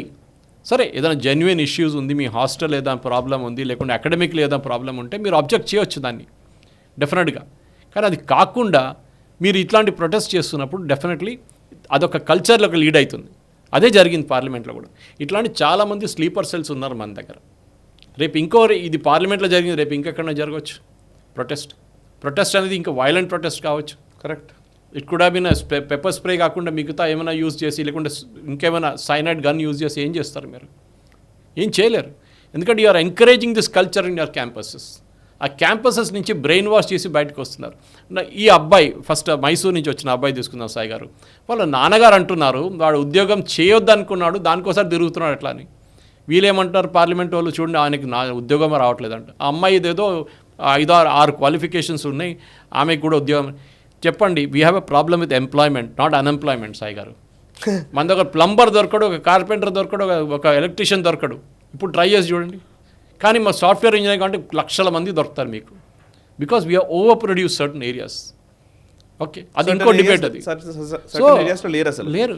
So మీకు ఉద్యోగం అంటే వీళ్ళ డెఫినేషన్ ఆఫ్ ఉద్యోగం ఏంటంటే గవర్నమెంట్ ఉద్యోగం, ఇంకా ఏ ఉద్యోగం పనికిరాదు. She has got a BEd, she would have got a teacher's job ఎక్కడైనా. ఆ జీతం సరిపోదు నాకు అంటారు. అప్పుడు ఎక్కడో ఏదో ఒక ఎక్స్క్యూజ్ ఉంటుంది. మీకు 36, 42, 2 ఏజ్ గ్రూప్ చెప్తున్నారు, కానీ మీకు ఉద్యోగం అనేది ఎందుకు లేదండి? I started my career as a waiter Sai గారు. ఇక్కడ ఐటీసీ బంజారా అనే హోటల్ ఉండే, నన్ను 1986లో I started as a waiter. అక్కడి నుంచి ఇక్కడ దాకా వచ్చాను నేను. ఎందుకంటే there is no job which is మన డిగ్నిటీ ఉంటుంది, డిగ్నిటీ ఆఫ్ లేబర్ అనేది. పైకి వచ్చాను అక్కడి నుంచి నేను. Within 3-4 years I climb the ladder. I became an assistant FNB in Taj in Bengaluru. కానీ నేను చెప్పేది ఏంటంటే ఈ ఉద్యోగం అనేది వీళ్ళు గవర్నమెంట్ జాబ్తో ఈక్వేట్ చేసుకుంటున్నారు. ఉద్యోగం లేదని చెప్పి మీరు పార్లమెంట్ అటాక్ చేస్తే లక్షలాది మంది రేపు వస్తారండి అటాక్ చేయడానికి. You are actually encouraging all of to attack. అదే నా సొల్యూషన్ అండి. అందరికి ఉద్యోగం ఇవ్వకపోతే ఏదో ఒక్కడికి రాకుండా వాడు కూడా వస్తాడు రేపు, నాకు ఒక్కడికి ఇవ్వలేదని చెప్పేసి. అవును. ఈ కల్చర్ ఫస్ట్, ఈ వర్క్ కల్చర్, యూనివర్సిటీస్లో ఉన్న వర్క్ కల్చర్ మనం చూసాం. జేఎన్యూలో ఇదే డేట్ మీకు గుర్తుంది, అఫ్జల్ గురు గురించి కూడా అక్కడ జరిగిన అఫ్జల్ తేరే కాతిల్ జిందా హై, ఇది అక్కడ జరిగిన స్లోగన్ ఆ రోజు. తో ఈ స్లోగన్సే మళ్ళీ కల్చర్, అదే కల్చర్లో క్రియేట్ అయ్యి బయటకు వచ్చిన వాళ్ళు ఢిల్లీ రైట్స్ క్రియేట్ చేశారు. అక్కడ నేను మోదీ గవర్నమెంట్ తప్పు పడుతున్నా. ఆ రోజు ఏది మన రెడ్ ఫోర్ట్ మీద ఖాళిస్తానీ ఫ్లాగ్ ఎవరో తీసుకుని వాళ్ళని అక్కడే కాల్చి చంపితే ఒక మెసేజ్ వెళ్తుండే, that we're tough with you people అనేది. అక్కడ లీనియంట్ అయిపోయారు. మళ్ళీ అది ఫైరింగ్ చేసి 20 మంది చచ్చిపోతే మళ్ళీ పెద్ద ప్రాబ్లం కాదా అని చెప్పేసి చేయాలండి. It is a political risk were taking. కానీ మీరు ఆ రోజే మెసేజ్ ఇచ్చారంటే మీరు ఏం కావాలంటే చేసుకోండి, 6 నెలలు రోడ్ బ్లాక్ చేసుకోండి, మీతో ఏం కాదు అని చెప్పి దాన్ని సపోర్ట్ చేయడానికి మన సుప్రీంకోర్టు ఉన్నారు. అవును. How can you block road, national highway? మీరు నేను వెళ్ళి చేస్తే ఉండనిస్తారా అక్కడ నేషనల్ హైవే? మన బోన్పల్లి కడలి నేషనల్ హైవే మీద కూర్చుందాం మనం, ప్రొటెస్ట్ మేము బ్లాక్ చేయబోతున్నామని చెప్పి ఏదో ఒక ఎక్స్క్యూజ్ చెప్పి మాకు ఉద్యోగం లేదని చెప్పేసి. ఈ వర్క్ కల్చర్ని కంట్రోల్ చేయడం అండ్ పేరెంట్స్ కూడా ఉంటుంది దీంట్లో. ఆలోచించండి, ఆ పేరెంట్స్ టెన్షన్ ఆలోచించండి. ఈ అబ్బాయి మైసూర్లో ఉన్న అబ్బాయి కానివ్వండి, మిగతా వాళ్ళది కూడా వాళ్ళ పేరెంట్స్ టెన్షన్ ఆలోచించారు. సో ఈ బ్రాడ్కాస్ట్ ఈ చూస్తున్న ప్రేక్షకులకి ఒకటి నేను చెప్తాను, మీరు పేరెంట్ ఉంటే మీ కొడుకో కూతురో కాలేజ్కి వెళ్తున్నాడు, వాళ్ళు ఏం చేస్తున్నారు అనేది మీరు స్పెసిఫిక్గా you should keep checking on them. Ideological అంశాలు నేను లెఫ్టిస్ట్, నేను ప్రొటెస్ట్ చేస్తాను, షేగవరా టీ-షర్ట్ వేసుకుంటాను. మీరు జెన్యున్ ప్రొటెస్ట్ చేయండి. కానీ మీరు అక్కడ కాలేజ్లో యూనివర్సిటీలో చదువుకోవడానికి వెళ్ళారు, మీరు ప్రొటెస్ట్ చేయడానికి కాదు. ప్రొటెస్ట్ చేయాలని మీరు రోడ్ మీద చేసుకోండి, మీరు కోర్స్ ఏం చేయక్కర్లేదు. మీరు జంతర్ మంతర్లు వెళ్ళి కూర్చోవచ్చు డైలీ, అక్కడ ఏదో ఒక ప్రొటెస్ట్ నడుస్తుంది మన ఇందిరా పార్క్ లాగా. మీరు ఏం చేయబోతున్నారు? Why I trying? దీంతో ఏమవుతుందంటే ఇక్కడ definitely this was aimed with a date correctly. 22 సంవత్సరాల ముందు జరిగిన ఒక ఇన్సిడెంట్ అదే డేట్కి తీసుకొచ్చారు వాళ్ళు. ఇప్పుడు ఏమవుతుంది, బ్యాక్ డేట్ చూస్తే అంతా అప్పుడు ఎన్జిఓస్ వస్తున్నారు, బయటకు వస్తున్నారు. వాళ్ళు చేసిన దానికి ఫోన్లన్నీ వాళ్ళు మొత్తం తగలబెట్టారంట. ఫోన్లన్నీ ఎందుకు చేశారండి? మీరు ఏం చేయలేదు, మేము కరెక్ట్గా ఉన్నామని ఫోన్లు ఎందుకు తగలబెట్టారు? ఆ ఫోన్లో ఏం ఇన్ఫర్మేషన్ ఉండే? ఏదో ఒకటి ఉంది. So conspiracy has to be. నేను దీనికి తప్పుపడుతుంది ఏంటంటే, ఇవి మన దగ్గర ఉన్న కల్చర్, ఇక్కడ ఉన్న యూనివర్సిటీ కల్చర్స్లోని ఇదంతా బయటకు వస్తుంది. ఈ leftist culture specially is the most dangerous communist culture మన దగ్గర ఉన్నది. వీళ్ళే మిగతా దేశాలకు వెళ్ళి మీరు చూస్తుంటారు, కమ్యూనిజం అనేది ఎక్కడ లేదు ఇప్పుడు, అంతా పోయింది. ఎక్కడ ఒక చైనాలో కొంచెం మిగిలి ఉంది, నార్త్ కొరియాలో ఉంది అంతే. క్యూబా కూడా లేదు ఇప్పుడు కమ్యూనిజం అక్కడ. China is more capitalist than US actually, communist కాదు వాళ్ళు. సో మన దేశంలో ఒక చిన్న కేరళని పక్కన పెడితే కానీ మిగతా ఎక్కడ కమ్యూనిజం లేదు ఇప్పుడు. కానీ ఈ కల్చర్ చూడండి, మేము రాగానే కాలేజ్కి మేము ప్రొటెస్ట్ చేయడానికి వచ్చాం, మేము చదువుకోము, మాకు అది మా ప్రొఫెసర్ని తీసేయాలి, ఆయన్ని వీసీని టర్మినేట్ చేయాలి. మీరెవరండి డిసైడ్ చేసేదంతా? మీరు చదువుకోవడానికి వచ్చారు, చదువుకోండి, మీరు వెళ్ళిపోండి. అది కాకుండా ఇట్లాంటి డ్రామాలు చేయడంలోనే ఇది నడుస్తుంది. ఇది కొంచెం బిల్డప్ అయ్యి ఇక్కడికి వచ్చిందండి చూడండి ఇప్పుడు సార్. కరెక్ట్. సార్ ఇక నెక్స్ట్ అంశం సార్, ఇప్పుడు రాజస్థాన్, మధ్యప్రదేశ్, ఛత్తీస్గఢ్లో ఎవరైతే సీఎంలని గతంలో పనిచేసిన వాళ్ళు కాకుండా కొత్త వాళ్ళని తీసుకురావడం అనేది, దీనిపైన నాకు కూడా చాలామంది మెసేజ్ చేస్తూ ఉన్నారు. యాక్చువల్లీ దాని మీద కొంచెం మాట్లాడండి మీరు అని చెప్తున్న వాళ్ళు ఉన్నారు. మనం రకరకాల అంశాలు చేసాం, మనం పొలిటికల్ రిజల్ట్స్ వచ్చిన రోజు నుంచి ఇప్పటివరకు మాట్లాడుతూనే ఉన్నాం. మారిపోతారన్న విషయంలో మాత్రం క్లారిటీ ఉంది మనకి. మనం ముందు కూడా మాట్లాడుకున్నాం చాలాసార్లు. ఇప్పుడున్న వసుంధరా రాజే సింధియా కావచ్చు, లేకపోతే అటు శివరాజ్ సింగ్ చౌహాన్ కావచ్చు, గతంలో పనిచేసిన రమణ్ సింగ్ కావచ్చు, వీళ్ళు ఉండరు, వాళ్ళ ప్లేస్లో కొత్త వాళ్ళు వస్తారన్న విషయంలో మాత్రం మనం క్లారిటీగానే చెప్పాం. అయితే ఎవరిని తీసుకుంటారు, ఎవరిని చూస్ చేస్తారనే దగ్గర కొంచెం అంబిగ్విటీ ఉండింది. ఇప్పుడు పేర్లు అయితే ప్రకటించేశారు, అందరు కొత్త వాళ్ళు. వీళ్ళు ఒక్కొక్కరికి ఒక్కొక్క నేపథ్యం ఉంది. అక్కడైతే రాజస్థాన్లో అయితే సీఎం అసలు ఫస్ట్ టైం ఎమ్మెల్యే. నిజానికి ఇట్లాంటి నిర్ణయాలు బీజేపీలోనే సాధ్యమేమో అనిపించేలా ఉంటాయి. ఆయన ఈవెన్ భజన్ లాల్ది నేను ట్విట్టర్లో చూస్తున్నాను ఒక ఫోటో. యాక్చువల్లీ ఆయన ఒక 2-3 నెలల క్రితం అంటే వాళ్ళు ఊరికి వెళ్తూ ఉన్నప్పుడు బస్లో ఫుడ్ బోర్డింగ్ చేసిన ఫోటో ఉందన్నమాట. మామూలుగా అందరు క్రౌడ్ ఎక్కువగా ఉంటే అందులో నిలబడి ఉన్నాడు, సామాన్యమైన వ్యక్తిలాగా. This happens only in BJP అన్నట్టు అనిపించేలాగా. సో మీ అభిప్రాయం ఏంటి? ఇది నిజంగా ఒక గేమ్ చేంజరా? బీజేపీకి పాజిటివ్గా ఒక గేమ్ చేంజర్గా నిలుస్తుందా, లేకపోతే రాబోయే పార్లమెంట్ ఎలక్షన్స్లో ఇది ప్రతిబంధకంగా రేపొద్దున ప్రాబ్లంగా అయ్యే అవకాశం కూడా ఉందా? ప్రాబ్లం ఉండదండి. మనం లాల్ కృష్ణ అద్వానీ గారి టైం కొంచెం ఫ్లాష్ బ్యాక్ చేయాల్సి వస్తుంది అక్కడికి. ప్లీజ్. లాల్ కృష్ణ అద్వానీ గారికి 2 సార్లు ఛాన్స్ ఇచ్చారు బీజేపీ. ఆయన లీడర్షిప్ లోడ్లో ఉన్నప్పుడు బీజేపీని ఒక స్థాయి దాకా తీసుకెళ్లారు, కానీ అక్కడి నుంచి పైకి వెళ్ళట్లేదు బీజేపీ. సో ఆ 2004-2014 రెండు యూపీఏ గవర్నమెంట్ వచ్చిందన్నమాట. సో 2014 ఎలక్షన్ వచ్చే ముందు బీజేపీ ఏం డిసైడ్ చేశారంటే, మనం ఇక్కడి నుంచి పైకి వెళ్ళాలంటే కొత్త మనిషిని ఒకటి తీసుకురావాలని చెప్పి Goa BJP national executive committee మీటింగ్లో వాళ్ళు డిసైడ్ చేశారు, నరేంద్ర మోదీ గుజరాత్ ముఖ్యమంత్రిని ప్రధానమంత్రి క్యాండిడేట్గా మనం అనౌన్స్ చేయబోతున్నాం అని చెప్పేసి. ఆ టైంలో చాలామందికి మోదీ గారు అంటే తెలుసు, కానీ మోదీ గారు ప్రధానమంత్రి మెటీరియల్ అయినా ఆయన పర్ఫామ్ చేస్తారా అని చూశారు. 10 సంవత్సరాల తర్వాత ఎవరికి డౌట్ లేదు ఇప్పుడు. He has shown what is capable of. And next generation రెడీగా ఉన్నారు బీజేపీలో. పాసిబిలీ 2029లో అమిత్ షా గారు ఉండొచ్చు, దాని తర్వాత యోగి ఆదిత్యనాథ్ గారు ఉన్నారు, అన్నామలై గారు ఉన్నారు, అందరూ ఉన్నారు. చాలా పెద్ద లైన్ ఉంది, పైప్ లైన్ ఉంది బీజేపీకి అయితే. కానీ చాలా ఇంపార్టెంట్ దీంట్లో ఏంటంటే క్యాస్ట్ ఈక్వేషన్స్ ఒకటి, ఇంకోటి ఈ సీనియర్ లీడర్స్ బ్లాక్మెయిల్ చేయడంలో. దాంట్లో శివరాజ్ సింగ్ చౌహాన్ని మెచ్చుకోవాలి, ఈవెన్ రమణ్ సింగ్ గారు, వీరిద్దరు ఏం గొడవ చేయలేదు సాయి గారు, దే యాక్సెప్టెడ్.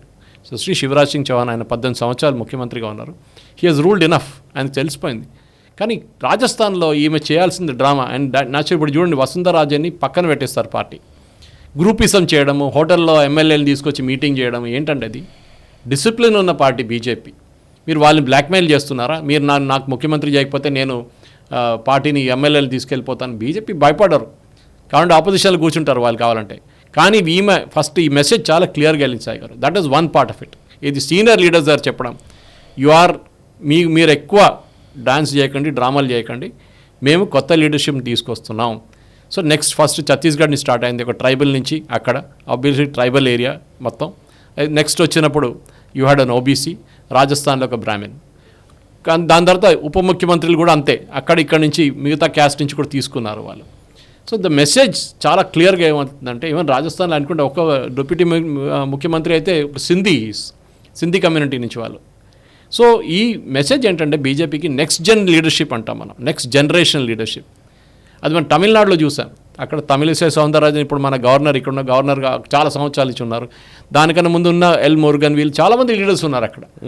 కానీ బీజేపీ డిసైడ్ అప్పుడు చేశారంటే, లేదు వీళ్ళందరినీ పక్కన పెట్టి వీఆర్ బ్రింగింగ్ ఇన్ అన్నామలై అని.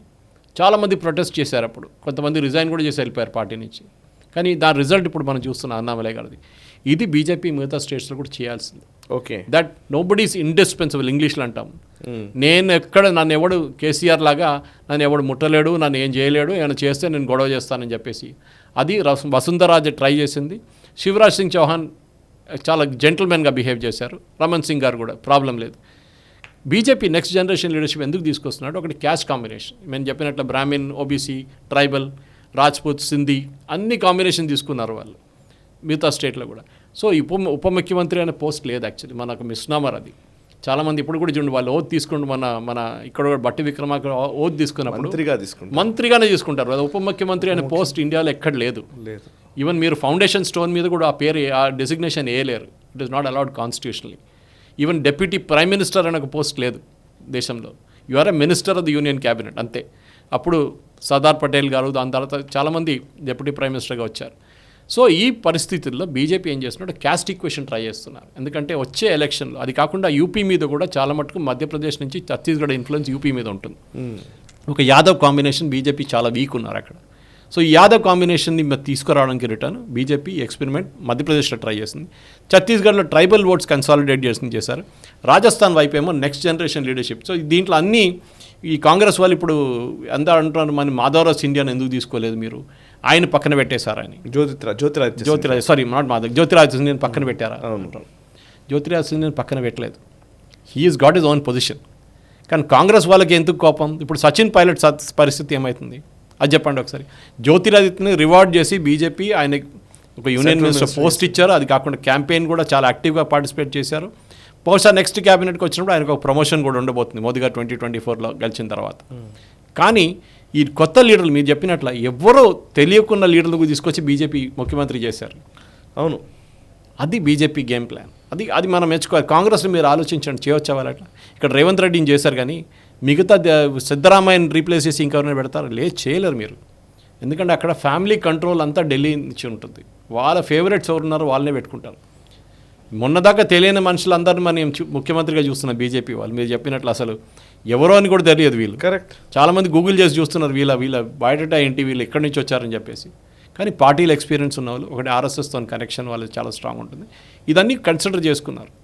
అండ్ డెఫినెట్గా కొత్త లీడర్షిప్ ఎప్పుడు ట్రై చేయాల్సింది. అది కంపెనీ ఉండొచ్చు, అది ఒక పొలిటికల్ పార్టీ ఉండొచ్చు, ఎక్కడైనా కానీ ఒక కొత్త లీడర్షిప్ కావాల్సిందే దేశానికి. ఎందుకంటే కొత్త ఐడియాలు తీసుకొస్తారు, కొత్త ఇంప్లిమెంట్ చేస్తారు. ఇప్పుడు చూడండి, రాగానే ఆయన కొన్ని మధ్యప్రదేశ్లో డిసిషన్స్ ఇమ్మీడియట్ ఇంప్లిమెంట్ చేశారు. ఇమ్మీడియట్గా ఎవరినో ఆ చేతి కోసేశారని చెప్పేసి ఆ ఇల్లు మొత్తం డెమాలిష్ చేసి పడేశారు. అట్లాంటి డిసిషన్ తీసుకోవడం, ఆజాన్ డిసిషన్ ఒకటి తీసుకున్నారు, మీరు లౌడ్ స్పీకర్స్ యూజ్ చేయలేదని చెప్పేసి. Decision have to be taken. అది కొత్త లీడర్షిప్కి ఏమొస్తుందంటే కొత్త ఐడియాస్ వస్తుంది. గోవాలో చూసాం మనం, ప్రమోద్ సావంత్ గారు తీసుకొచ్చారు. కర్ణాటకలో కూడా వీళ్ళు చేయాల్సి ఉండే చేయలేదు. అక్కడ వాళ్ళకి ఎక్స్పెరిమెంట్ తప్పింది అక్కడ. సో డెఫినెట్గా ఇప్పుడు కర్ణాటకలో కూడా దే బాటన్ డెఫినెట్ యదుయూరప్ప గారి కొడుకుని తీసుకొచ్చారు, కానీ they should bring in somebody who is completely out of the political family. Correct. ఏ కనెక్షన్ లేకున్న వాళ్ళని తీసుకురావాలి. కానీ కర్ణాటకలో ఉన్న లింగాయత్ ఒక్కలిగా ఒక ఇష్యూతోని అక్కడ నడుస్తుంది కొన్ని రోజులు అట్లానే. రైట్. ఎందుకంటే మనం కాంగ్రెస్ని ఎప్పుడు అక్యూజ్ చేస్తుంటాం వాళ్ళు ఫ్యామిలీ పార్టీ అఖిలేష్ యాదవ్ అని. కానీ బీజేపీ ఆ ట్రాప్లో పడకూడదు. అండ్ గుడ్ థింగ్ ఇస్ ఈ శివరాజ్ సింగ్ చౌహాన్ గారి కానీ, ఛత్తీస్గఢ్లో రమణ్ సింగ్ గారిని, అండ్ రాజస్థాన్లో వసుంధరాజ్ అని, దే కన్విన్స్ దెమ్ ఇది పార్టీ కోసం చేస్తున్నాం, మన రేపటి కోసం చేస్తున్నాం, నెక్స్ట్ జనరేషన్ కోసం చేస్తున్నాం అని చెప్పేసి. And I think over a period of time ఇదే మెసేజ్ బీజేపీ మిగతా ముఖ్యమంత్రులు కూడా పంపిస్తారు. మీరు కూడా రిలాక్స్ కాకండి, మీరు you should perform are move out of the way, కొత్త లీడర్షిప్ వచ్చి తీసుకుంటారని చెప్పేసి. కరెక్ట్. రైట్. ఇక నేను ఆంధ్రప్రదేశ్ గురించి కూడా మనం మాట్లాడాలి. యాక్చువల్లీ ఇప్పుడు బీఆర్ఎస్ ఇక్కడ చేసిన ముఖ్యమైన మిస్టేక్స్లో, అంటే అది ఒక చర్చ అయితే నడుస్తుంది, ఒక అపోహ చర్చ ఏంటంటే అందరూ కూడా అంటే సోషల్ మీడియాలో వీటిల్లో జరుగుతున్న చర్చ ఏంటంటే బీఆర్ఎస్లో ఒక అంతర్మథనం మొదలైందని, అండ్ ఏదైతే ఎమ్మెల్యేలని మార్చాలి అని కేటీఆర్ చాలా వరకు చెప్పారు, కానీ ఆ మాట పట్టించుకోకుండా కేసీఆర్ కంటిన్యూ చేశారు. ఒక 30 మంది ఎమ్మెల్యేలు 40 మంది ఎమ్మెల్యేలు మారుస్తామన్నాను, కానీ మీరు ఒప్పుకోలేదు అప్పుడు, దానివల్లనే ఈ ఫలితాలు వచ్చాయని కేటీఆర్ కొంత సీరియస్ అయినట్టు, లేదా కేటీఆర్కు హరీష్కి మధ్య ఒక వాగ్వాదం నడిచినట్టు ఒక గాసిప్స్ అయితే నడుస్తున్నాయి తెలంగాణలో. అది నిజమా కాదా తర్వాత సంగతి, కానీ అట్లాంటి ఒక ప్రచారం అయితే జరుగుతోంది. అందులో వాళ్ళ మధ్య గొడవైందా లేదా అన్నది అప్రస్తుతము, నిజమా కాదా తర్వాత సంగతి కానివ్వండి. బట్ ఆ ఇష్యూ మాత్రం చాలా సిగ్నిఫికెంట్. కరెక్ట్. కేసీఆర్ గారు నిజానికి ఉన్న ఎమ్మెల్యేల పట్ల ఇప్పుడు వచ్చిన వ్యతిరేకతని ఆయన తగ్గించుకోగలిగి ఉంటే, ఒక 30-40 మంది నిజానికి ఎవరైతే ఎక్కువ ఓడిపోతారు, నిజంగా కష్టంగా ఉంది వీళ్లకు అనిపించిన వాళ్ళను పక్కకు జరిపి కొత్త వాళ్ళకి కనుక అవకాశం ఇచ్చి ఉంటే ఫలితం కొంచెం డిఫరెంట్గా ఉండేదేమో ఏమో. బట్ రాసి ఉంటే అలా చేస్తారు. బట్ ఇక్కడ ఆంధ్రప్రదేశ్కి వస్తే నాకు తెలిసి బీఆర్ఎస్ చేసిన ఈ తప్పుని ఆంధ్రప్రదేశ్లో జగన్ గుర్తించారేమో అనిపిస్తోంది. అండ్ ఆయనకు సర్వే సంస్థలు లేదా ఐపాక్ లాంటి ఇస్తున్న వ్యూహకర్తల సజెషన్స్ తెలియదు, కానీ చాలా వరకు ఆయన ఇన్ఛార్జీలు మార్చేశారు. ఎమ్మెల్యేలు చాలా మందిని మార్చే అవకాశాలు ఉన్నాయన్న వార్తలు వినపడుతున్నాయి. ఇది జగన్ ఆల్రెడీ రిజైన్ చేసి వెళ్ళిపోయారు కూడా, కొంతమంది వెళ్ళిపోయారు కూడా మారుతారని చెప్పేసి. సో ఇప్పుడు ఆంధ్రప్రదేశ్లో జగన్ ఆల్రెడీ ఇవాళ కొత్త లేటెస్ట్ స్టేట్మెంట్ ఏంటో ఒక 20-30 ఇంకా ముందే ఎలక్షన్స్ వచ్చే అవకాశం ఉంది, ఒక 4 రోజుల ముందే రావచ్చు, ఒక 20 రోజుల ముందే రావచ్చు ఎలక్షన్స్ అని ఆయన చెప్తున్నట్టుగా కూడా ఒక వార్తలు వస్తున్నాయి. సో నోటిఫికేషన్ ఎప్పుడు వస్తుంది, ఎలక్షన్ నోటిఫికేషన్ అనేది ఒక కీలకమైన అంశం. చంద్రబాబు లేదా తెలుగుదేశం పార్టీ, జనసేన ఈ పొత్తు వీళ్ళు ఖరారు చేసుకుని వీళ్ళు సంసిద్ధమయ్యే టైం లోపలనే జగన్ పట్టు బిగించడానికి ఆల్రెడీ ఒక ప్లాన్ రెడీ చేసుకుంటున్నట్టుగా తెలుస్తోంది. సో మీ అనాలిసిస్ ఏంటి ఆంధ్రప్రదేశ్కి సంబంధించి? మనం ఫస్ట్ ఈ డేట్ గురించి మాట్లాడుతున్నాడు, సిబిఎస్ఈ ఎగ్జామ్ షెడ్యూల్ చూసుకుంటే తెలిసిపోతుంది చాలా. మార్చి 20వ తారీఖు సిబిఎస్ఈ ఫైనల్ ఎగ్జామ్స్ అయిపోతుంది, 10th and 12th రెండింటికి. సో దాని తర్వాత డెఫినెట్గా ఎలక్షన్ జరుగుతుంది. ఎందుకంటే లాస్ట్ టైం మీకు గుర్తుంటుంది, మే లాస్ట్ వీక్లో మోదీ గారు ప్రమాణ స్వీకారం చేశారు. సో డెఫినెట్గా లోక్సభ దానికన్నా ముందు కాన్స్టిట్యూట్ చేయాల్సి వస్తుంది. సో బహుశా మార్చ్ లాస్ట్ వీక్లో ఫస్ట్ ఫేజ్ ఎలక్షన్ మొదలవుతుంది. 7-8 ఫేజులు నడుస్తుంది, మనకు తెలుసు కదా సాయి గారు. కానీ ఆంధ్రాలో ఇది ఎందుకు జరుగుతుంది? మొన్నదాకా జగన్ ఇన్ఫాలిబుల్ అన్నారు, జగన్కి ఎవరు ఏ ఒపోనెంట్ లేనని చెప్పి చేసిన దానికి ఇప్పుడు ఏం మారింది, పరిస్థితి ఏం మారింది? అది తెలంగాణ మార్చింది. తెలంగాణలో జరిగిన ఈ కంప్లీట్ రివర్సల్ ఆఫ్ ఫార్చ్యూన్ అని చెప్పాలి కేసీఆర్ గారిది. ఎవరు కోపం ఉండే అందరికీ, కానీ ఇంత పెద్ద ఎత్తున వస్తుందని ఎవరు అనుకోలేదు. అది జగన్ గారికి ఒక మెసేజ్ వెళ్ళింది చాలా క్లియర్గా. దాని తర్వాత ప్రశాంత్ కిషోర్ వాళ్ళ టీం ఉన్నారు, అక్కడ పనిచేస్తున్నారు, లాస్ట్ టైం కూడా పనిచేశారు వాళ్ళు naturally constituency by constituency survey చేస్తున్నారు. క్యాండిడేట్ని మార్చాలి, ఇన్ఛార్జెస్ని మార్చాలని చాలా క్లియర్గా వచ్చేస్తుంది. ఎందుకంటే వ్యతిరేకత ఉంటుంది, డెఫినెట్గా వ్యతిరేకత ఉంటుంది, యాంటీ ఇన్కంబెన్సీ ఉంటుంది. స్పెషలీ ఎమ్మెల్యేలు మీరు పని చేయకపోతే, మీ కాన్స్టిట్యున్సీని చూసుకోకపోతే, మీ స్కీమ్స్ని అక్కడ దగ్గర తీసుకెళ్ళకపోతే వాళ్ళకి కోపం ఉంటుంది. ఎందుకంటే కొత్త మోడర్న్ డే రాజాలాగా తయారయ్యారు వీరందరూ, మహారాజాలు తయారయ్యారు ఎమ్మెల్యేలు మన దగ్గర, ఎమ్మెల్యేలు ఇంకా ఎంపీలు కూడా. సో జగన్ ఇప్పుడు చేస్తుంది చాలా స్మార్ట్ మూవ్. ఎందుకంటే కేసీఆర్ చేయాలి ఉండేది, కేసీఆర్ చేయలేదు. ఇది మీరు ఆలోచించండి. ఐ థింక్ 11 మంది కొత్త క్యాండిడేట్ తీసుకొచ్చిన దాంట్లో ఐ థింక్ 9-10 దాంట్లో అందరు గెలిచారు, ఆల్మోస్ట్ ఒక్కరు ఓడిపోయారు అంతే. అదొక మెసేజ్. అంటే మీరు ఆ ఫేస్ మార్చినప్పుడు, ఆ పాత ఫేస్ కనిపి కొత్త ఫేస్ కనిపించినప్పుడు వాళ్ళు ఓటేశారు. That is the big message. Sir నాకు తెలిసి ఒకసారి కొంచెం దీని మీద వర్క్ కూడా చేయాలేమో నాకు తెలిసి అనిపిస్తుంది. మీరు అన్నగానే నాకు ఆ డౌట్ వచ్చింది. ఇప్పుడు అన్ని పార్టీల్లోనూ అదే పరిస్థితి కనబడుతుంది. కొంతమంది కాంగ్రెస్లో పాత లీడర్లు అందరూ గెలిచారు, కానీ మీరు ఈవెన్ బీజేపీలో అయినా అని గెలిచిన వాళ్ళందరూ కొత్త వాళ్ళే. కరెక్ట్. కాంగ్రెస్లో దాదాపు 35 మంది కొత్త నాయకులు గెలిచారనేది ఒక టాక్. కరెక్ట్. సో మొత్తం ఓవరాల్గా అసెంబ్లీలో ఒక 52 మంది కొత్త మొహాలు ఎమ్మెల్యేలు అయ్యారు. అది కరెక్ట్ లెక్క. కొంచెం నిజంగానే మీరు అన్నట్టుగా కొత్త వాళ్ళకి కొత్త జనరేషన్ ఆస్పిరేషన్స్ అనేవి ఏమన్నా ఎస్టాబ్లిష్ అవుతున్నాయో చూడాలి. 12 మంది ఎమ్మెల్యేలు కాంగ్రెస్ వైపు నుంచి టీఆర్ఎస్కి వెళ్ళిపోయారు 2014 ఎలక్షన్ తర్వాత, 18 ఎలక్షన్. ఓకే. దాంట్లో అందరూ ఓడిపోయారు. మహేశ్వరం నుంచి సవితా ఇంద్రారెడ్డి, ఎల్బీ నగర్ నుంచి సుధీర్ రెడ్డి, వీళ్ళిద్దరే గెలిచారు. మిగతా అందరూ 12 మందిలో 10 మంది ఓడిపోయారు. కాంగ్రెస్ నుంచి బీఆర్ఎస్కి వెళ్ళిన వాళ్ళకి మళ్ళీ టికెట్ ఇచ్చిన తర్వాత కోపం చూడండి. ఒకటి మీరు పార్టీ నుంచి డిఫెక్ట్ చేశారని చెప్పి అక్కడ ఉన్న ఓటర్ల కోపం. నెక్స్ట్ మీరు అక్కడ వచ్చి మీరు పర్ఫామ్ చేయకపోతే అది ఇంకొక. ఈ డ్రామా చేసిన పైలట్ రోహిత్ రెడ్డి వీళ్ళందరూ మన ఫామ్ హౌస్ కేసులో వీళ్ళందరూ పోయారు, కొట్టుకుపోయారు కత్తం ఆ వరదలు. ఇప్పుడు మొన్న జరిగిన వరదలు కొట్టుకుపోయారు. ఎందుకంటే చాలా పెద్ద లెసన్స్ మీరు చెప్పినట్టు సాయి గారు. ఎక్సెప్ట్ రాజా సింగ్, బీజేపీలో కలిసిన మిగతా 7 ఎమ్మెల్యేలు మనకు ఎవరికి తెలియదు వీళ్ళ గురించి. ఎవరికి తెలియదు. ఇప్పుడు తెలుస్తుంది. వాళ్ళు ఇంటర్వ్యూలు ఇస్తున్నారు, ఛానల్లో కనిపిస్తున్నారు, మాట్లాడుతున్నారు. ఒకరైతే కేసీఆర్ని రేవంత్ రెడ్డి ఇద్దరిని ఓడిపించారు మనకు. సో అట్లాంటి పరిస్థితులు ఉన్నప్పుడు డెఫినెట్గా ఫేస్ చేంజ్ చేసినప్పుడు ఒక యాంటీ ఇన్కంబెన్సీ తగ్గుతుంది. కానీ అది సొల్యూషన్ అని చెప్పారు కరెక్ట్ కాదు, మనకు తెలియదు. రేపు దీని తర్వాత కూడా ఓడిపోవచ్చు, చెప్పలేము. నాయుడు గారికి అడ్వాంటేజ్ ఏంటంటే ఒకటి ఆయన కమ్యూనిటీ బ్యాకింగ్ ఉంది ఆయనకి అక్కడ ఆంధ్ర వైపు.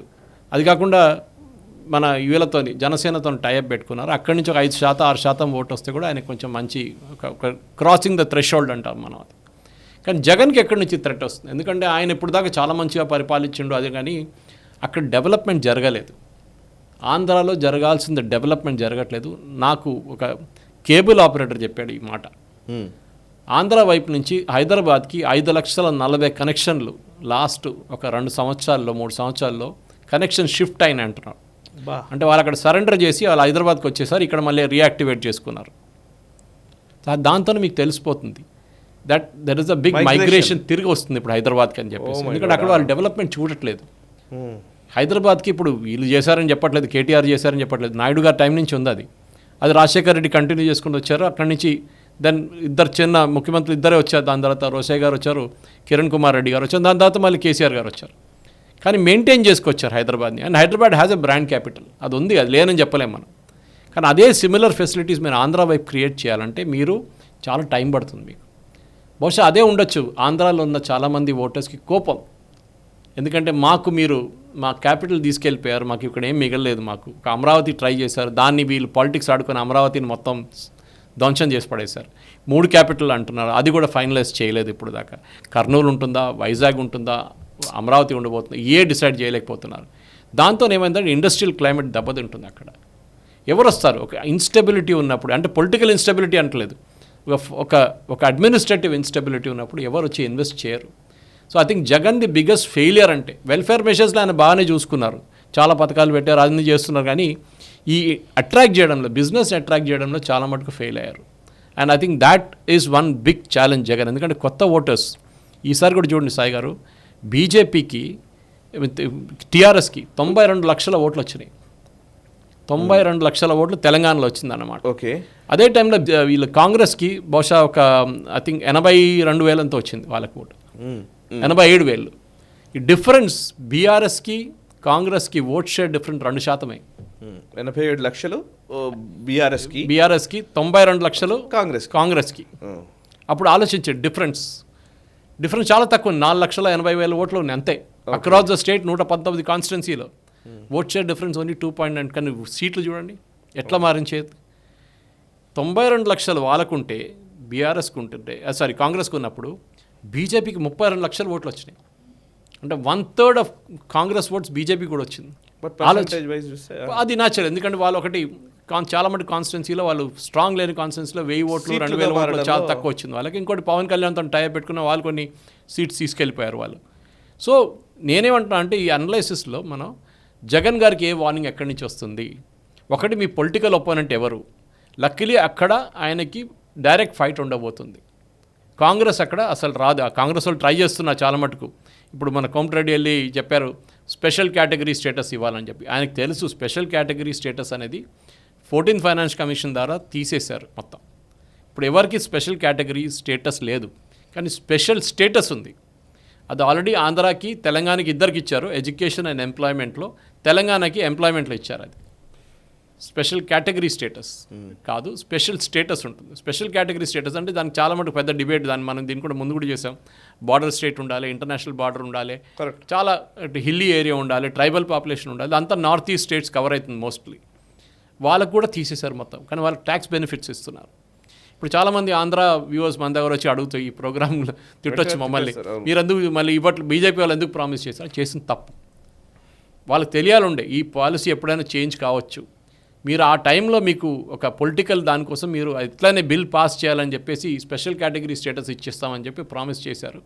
దానికి డెఫినెట్గా ట్యాక్స్ బ్రేక్స్ ఇవ్వాల్సిందే. ఆంధ్రప్రదేశ్ కానివ్వండి, తెలంగాణకి చాలా మటుకు ట్యాక్స్ బ్రేక్స్ అంటే మీరు కొన్ని ఎక్సైజ్ డ్యూటీ బెనిఫిట్స్ ఇవ్వాల్సి వస్తుంది, కొన్ని మిగతా డ్యూటీస్ బెనిఫిట్స్ ఇవ్వాల్సి వస్తుంది. అది కాకుండా సెంట్రల్ గవర్నమెంట్ ఫండింగ్లో, ఫర్ ఎగ్జాంపుల్ స్పెషల్ కేటగిరీ స్టేటస్లో ఉన్నప్పుడు ఏదైనా ప్రాజెక్ట్ సెంట్రల్ గవర్నమెంట్ పెట్టిందనుకోండి, దాంట్లో 90% ఫండింగ్ సెంట్రల్ గవర్నమెంట్ నుంచి వస్తుంది.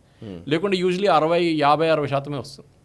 ఇదే స్పెషల్ కేటగిరీ స్టేటస్ అట్రాక్షన్. ఇది చాలా మటుకు ఫండ్ సెంట్రల్ గవర్నమెంట్ దగ్గర నుంచి. అది ఇక్కడ కూడా నడుస్తుంది. ఇప్పుడు మేము చూస్తున్నాం, ట్రైబల్ యూనివర్సిటీ పెడుతున్నారు, కానీ మిగతా టర్మరిక్ బోర్డు పెడుతున్నారు.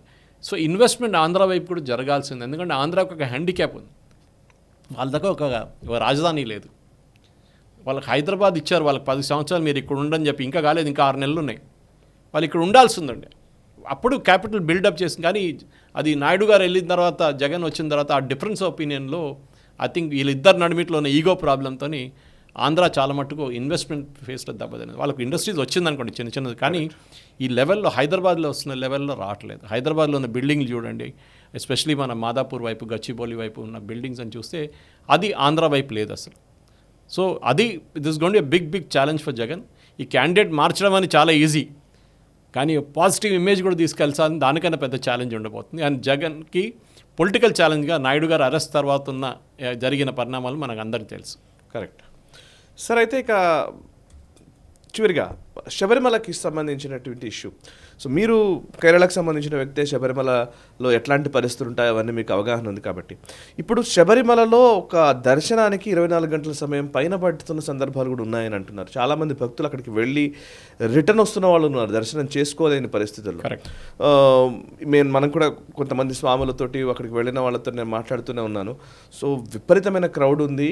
అండ్ అక్కడ ఏదో పినరాయి విజయన్ ఏదో ప్రభుత్వపరమైనటువంటి ఏదో కార్యక్రమాలు ఏవో నిర్వహిస్తున్నారు. మొత్తం ఫోర్స్ అంతా కూడా అటువైపు డైవర్ట్ చేయడంతో శబరిమలలో ఈ రక్కస్ క్రియేట్ అవుతోంది, ఈ గందరగోళం మీద అంతా ఉంది అనేది వాళ్ళు చెప్తున్నమాట. నిజమేనా? అసలు ఏం జరుగుతుందో ఒకసారి చెప్తారా? శబరిమలలో ఉన్న ఇష్యూ ఏంటి? అక్కడికి వెళ్తున్న అయ్యప్ప స్వాములకి లేదా వాళ్ళకి ఏం చెప్పొచ్చు మనం? ఒకటైతే అక్కడ ఈ మీరు చెప్పినట్లు 24 నుంచి 36 గంటల దాకా వెయిట్ చేయాల్సి వస్తుంది. అది నిలక్కలు ఉండొచ్చు, దానికన్నా ముందు కూడా ఉండొచ్చు, తర్వాత పంపా దగ్గర వచ్చినప్పుడు ఉండొచ్చు, సన్నిధానం దగ్గర కూడా ఉంది. ఇది ప్రైలీ మిస్మేనేజ్మెంట్ సాయి గారు జరిగింది. ఎందుకంటే ఇప్పుడు నార్మల్ అయిపోయింది, కానీ ఒక వారం ముందు చాలా ఇప్పుడు కొంచెం నార్మల్ అయింది. ఇప్పుడు కొంచెం నార్మల్ అయింది, ఎందుకంటే క్రౌడ్ తగ్గింది. ఇప్పుడు దీంట్లో శబరిమలకి మనకి అందరూ తెలుసు, కోవిడ్ తర్వాత, అంటే కోవిడ్ టైంలో కూడా, కోవిడ్ తర్వాత అప్పుడు ఏం చేశారంటే ఆన్లైన్ బుకింగ్ తీసుకొచ్చారు. ఆన్లైన్ సిస్టమ్ తిరుమల లాగానే మనకి. దాంట్లో ఆన్లైన్లో బుక్ చేసుకుంటారు చాలామంది. అది 50,000 ఉండొచ్చు, 70,000 ఉండొచ్చు, ఒక రోజుకి ఒక లిమిట్ ఉంటుంది. అని అది కాకుండా నెక్స్ట్ డేకి వెళ్ళిపోతుంది ఆన్లైన్ బుకింగ్. అది కాకుండా స్పాట్ బుకింగ్ పెడతారు. అంటే ఎవరో మర్చిపోయారు, మీ తోడు మీ అమ్మగారిని తీసుకొచ్చారు, అమ్మగారు బుకింగ్ చేయడానికి మర్చిపోయారు, లేకుంటే మీ తోడు మీ పాపని తీసుకొచ్చారు, ఆ బాబుని తీసుకొచ్చారు, మీరు బుకింగ్ చేయడానికి మర్చిపోయారు. అది కన్నిస్వామి ఉండొచ్చు, మిగతా ఉండొచ్చు, ఎవరైనా ఉండొచ్చు. ఇట్లాంటి వాళ్ళకి ఏం చేస్తారంటే స్పాట్ బుకింగ్ ఇస్తారు. వాళ్ళకి స్పాట్ బుకింగ్ ఒక లిమిట్ ఉండే, రోజుకి 5,000 అని ఉండే. వీళ్ళేం చేశారు, లాస్ట్ ఇయర్ పోయిన సంవత్సరం దాకా మండల కాలంలో ఇది మొత్తం హ్యాండిల్ చేసేది కేరళ పోలీస్ వాళ్ళు చాలా మందిగా చూసుకున్నారు అది సిస్టమ్. ఈసారి ఏం చేశారు, అక్కడున్న దేవస్వం బోర్డు, శబరిమల మేనేజ్ చేస్తున్న దేవస్వం బోర్డు, అంటే మన ఎండోమెంట్స్ అని చెప్పొచ్చు, వాళ్ళు టేక్ ఓవర్ చేసుకున్నారు. వాళ్ళు ఏం చేశారంటే ఈ స్పాట్ బుకింగ్ నంబర్స్ పెంచేశారు. వాళ్ళ చంచాలని, వాళ్ళ ఫ్రెండ్స్ని అందరినీ ఆ లైన్లో తీసుకెళ్ళిపోయారు. సో మీరు అనుకోండి, ఒక 60,000 70,000 మంది డైలీ వస్తున్నప్పుడు ఒకసారి 1,00,000 కూడా కావచ్చు. ఈ క్రౌడ్ని కంట్రోల్ చేయడానికి వీళ్ళు ఏం చేశారంటే దీంతో వీళ్ళు కూడా యాడ్ చేసుకుని ఇంకొక 25,000 మందిని కూడా యాడ్ చేసుకున్నారు. అది ప్రాబ్లం క్రియేట్ చేసింది. అప్పుడు ఏమైందంటే సన్నిధానం దగ్గర ఒక ట్రాఫిక్ జామ్ లాగా అయిపోయింది. సో వీళ్ళు రివర్స్ ట్రై చేశారు. ఇప్పుడు ఏం చేశారంటే ఫస్ట్ నిలక్కల్ దగ్గర ఆపేద్దాం, దాని తర్వాత పంప దగ్గర ఆపేద్దాం. నిలక్కల్ నుంచి పంపాకి వెళ్ళే బస్సులన్నీ విత్డ్రా చేసుకున్నారు. ముందు నిమిషానికి బస్సు ఉంటుండే, మీరు వెళ్తుంటారు, మీరు ఇప్పుడు కూడా వెళ్తున్నారు కదా, శబరిమలకి వెళ్తున్నారు కదా, మీకు తెలుసు అది ఫ్రీక్వెంట్ బస్సెస్ ఉంటుండే. వీళ్ళేం చేశారు, ఇప్పుడు అర్ధ గంటకు ఒకసారి, గంటకు ఒకసారి బస్సు పెడుతున్నారు. సో ఇక్కడున్న వేలాది మంది పిలిగ్రిమ్స్ అందరు బస్ లోపల దూరెళ్తున్నాం మన వీడియోలన్నీ చూసాం. చాలా మంది ప్రాబ్లం అయిపోయింది. ఒకసారి బస్సు లోపల వెళ్ళిన తర్వాత కూడా 4 గంటలు 5 గంటల సేపు బస్సు జరగట్లేదు అక్కడి నుంచి. ఆలోచించండి వాళ్ళ పరిస్థితి. తినడానికి ఏం లేదు, తాగడానికి నీళ్ళు లేదు, ఏం లేదు. సో హైకోర్టు, కేరళ హైకోర్టులో ఒక స్పెషల్ బెంచ్ ఉంది, శబరిమల బెంచ్ అని చెప్పేసి. వాళ్ళు ఈ కేసు డైలీ చూస్తూనే ఉంటారు. సో వాళ్ళు క్లియర్గా చెప్పారు ఈ ప్రాబ్లం ముందే మీరు యాంటిసిపేట్ చేయాలండే. ఎందుకంటే యాంటిసిపేట్ చేయకుండా మీరు చెప్పినట్టు పండలంలో కానివ్వండి, మిగతా ప్లేస్లో కానీ పాపం మీరు వెళ్ళి అయ్యప్పని చూడకుండా సన్నిధానం దాకా వెళ్ళకుండా అక్కడే వాళ్ళు ఇరుముడి అంతా పెట్టేసి నెయ్యి సేవ చేసి అక్కడి నుంచి వెళ్ళిపోయారు చాలామంది. బాధ అనిపిస్తుంది. ఎందుకంటే 41 రోజు 40 చేసిన తర్వాత మీరు అయ్యప్పని చూడకపోతే చాలా బాధ అనిపిస్తుంది చాలామంది. కానీ మిస్మేనేజ్మెంట్ అంటే అది. ఎందుకంటే ఎట్లా మిస్మేనేజ్ చేశారంటే కేరళ పోలీస్ వాళ్ళు తీసుకున్న తర్వాత, కేరళ పోలీస్ నుంచి దేవస్వం తీసుకున్న తర్వాత గవర్నమెంట్ కూడా మీరు చెప్పినట్టు పినరాయి విజన్ ఎక్కడ తిరుగుతున్నారు. నవ కేరళ యాత్ర అని చెప్పి 1,50,00,000 పెట్టి ఒక బస్సు కొనేసి ఆ బస్సులో తిరుగుతున్నారు కేరళ నార్త్ నుంచి సౌత్ దాకా. ఈ మినిస్టర్ ఎండోమెంట్ అక్కడ దేవస్వం మినిస్టర్ కూడా వాళ్ళతో తిరుగుతున్నారు. ఆయన ఇక్కడ ఉండాలండే శబరిమలలో. మళ్ళీ వచ్చిండు ఇప్పుడు హైకోర్టు వచ్చి మరి తిట్టిన తర్వాత హైకోర్టు డైలీ అడుగుతున్నాడు, ప్రశ్నలు అడుగుతున్నప్పుడు అప్పుడు తిరిగి వచ్చి అంత ప్రాబ్లం అంతా సార్ట్అవుట్ అయిపోయింది, చిన్న ఇష్యూ ఉండే, ఇప్పుడు ఏం లేదంటున్నారు. కేరళ హైకోర్టు కూడా క్లియర్గా చెప్పారు స్పాట్ బుకింగ్ మినిమం పెట్టాలన్నారు. దాంతో క్రౌడ్ లాస్ట్ ఒక వారంలో తగ్గిపోయింది. కానీ ఇవాళ పొద్దున కొన్ని మలయాళం న్యూస్ ఛానల్స్ నేను చూసిన రిపోర్ట్ ప్రకారం ప్రసాదం సేల్స్ తగ్గిపోయిందంట. నాకు అర్థం కావట్లేదు. అంటే అరవణ కానివ్వండి మిగతా ప్రసాదాలు సేల్ తగ్గిపోయింది అంటున్నారు. ఎట్లా తగ్గిందండి? ఇంత క్రౌడ్, విపరీతమైన క్రౌడ్ వచ్చిన సేల్స్ ఎట్లా తగ్గింది?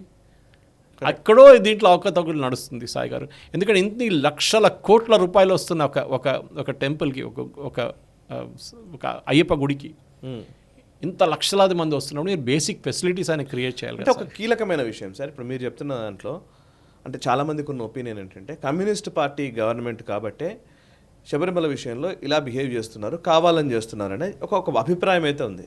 నిజమా కాదా? మీరు కేరళకు సంబంధించిన వ్యక్తి, మీరు చెప్పండి. అంటే కమ్యూనిస్ట్ గవర్నమెంట్ అని కాదు ఇది. ఇప్పుడు ఎట్లయిపోయిందంటే ఈ గవర్నమెంట్ ఆఫీషియల్స్కి, ఎస్పెషలీ గవర్నమెంట్కి ఇక్కడి నుంచి ఎంత డబ్బులు గుంజుకోవచ్చు అని చూస్తున్నారు వాళ్ళంతే. ఎందుకంటే ఇక్కడి నుంచి వచ్చే డబ్బుల నుంచి అక్కడ షాప్ ఆక్షన్ చేస్తారు. అంటే అక్కడ మీరు శబరిమలకి వెళ్తున్నప్పుడు ఆ పాదాలన్నీ కానన పాద ఒకటి ఉంటుంది, ఇక్కడ ఉంటుంది, వీళ్ళంతా షాప్స్ అని ఆక్షన్ చేస్తారు. అవును. ఆ ఆక్షన్ నుంచి వచ్చే డబ్బులు, అరవణ ప్రసాదం మిగతా ప్రసాదాల నుంచి వచ్చే డబ్బులు, అది కాకుండా భక్తులు అక్కడ హుండీలు వేస్తున్న డబ్బులు, ఈ డబ్బులన్నీ వీళ్ళు కొట్టేస్తున్నారు. మొత్తం ఏం చేస్తున్నారు, దాన్ని ఎక్కడ కూడా వాడుకుంటున్నారు. శబరిమల టెంపుల్ ఎవ్రీ ఇయర్ ఈ మండల కాలం ఓపెన్ చేసే ముందు 3 నెలలు 4 మంది మీటింగ్ పెట్టుకుంటారు. 4 నెలల ముందు మేము అది చేయబోతున్నాం, మేము ఇది చేయబోతున్నాం, టాయిలెట్స్ అని మొత్తం క్లీన్ చేయబోతున్నాం, కొత్త ఫెసిలిటీస్ కట్టిస్తున్నాం. ఏం కావట్లేదు, అదే నడుస్తుంది సాయి గారు. సరే కొన్ని ప్రాబ్లమ్స్ ఉన్నాయి. ఇట్స్ అ ఫారెస్ట్ ఏరియా, అక్కడ మీరు ఎక్కువ కన్స్ట్రక్షన్ చేయలేరు ఎందుకంటే చాలా మటు రెస్ట్రిక్షన్స్ ఉంటుంది. కానీ బేసిక్ ఫెసిలిటీస్ మీరు నెలకెల్లా ప్రొవైడ్ చేయవచ్చు. అదే హైకోర్టు చెప్పారు. మీరు నీళ్లు ఫుడ్ అంతా ప్రొవైడ్ చేయాల్సిందే, అది మీ బాధ్యత అని చెప్పారు. ఎవరు ఫ్రీగా అడగట్లేదు, డబ్బులు ఇస్తా అంటున్నారు కానీ ఫుడ్ దొరకట్లేదు వాళ్ళకి. అది ప్రాబ్లం. ఇంకోటి అంటే క్రౌడ్. ఎందుకంటే ఇది మన తిరుమలలా కాదు, ఇది మొత్తం తిరుమలలో ఆల్ త్రూ ద ఇయర్ గుడి ఓపెన్ ఉంటుంది. కానీ మనకు తెలుసు కదా మండలకాలం అంటే ఆ స్పెసిఫిక్ పీరియడ్గా ఉంటుంది, ఒక 45 రోజులు ఆ టైంలో ఉంటుంది. దాని తర్వాత ఒక మలయాళం క్యాలెండర్ మంత్లో ఫస్ట్ డేట్స్ వచ్చినప్పుడు ఆ 4 రోజులకు టెంపుల్ ఓపెన్ చేస్తారు వాళ్ళు. కానీ శబరిమల ఈసారి జరిగిందంతా మొత్తం షియర్ మిస్మేనేజ్మెంట్. అక్కడున్న కమ్యూనిస్ట్ గవర్నమెంట్ మీరు చెప్పినట్లు వాళ్ళకి అసలు గుడి అంటే వాళ్ళకి డబ్బులు గుంజడానికి బెస్ట్, అన్నిటికంటే బెస్ట్ సోర్స్గా చూసుకుంటారు.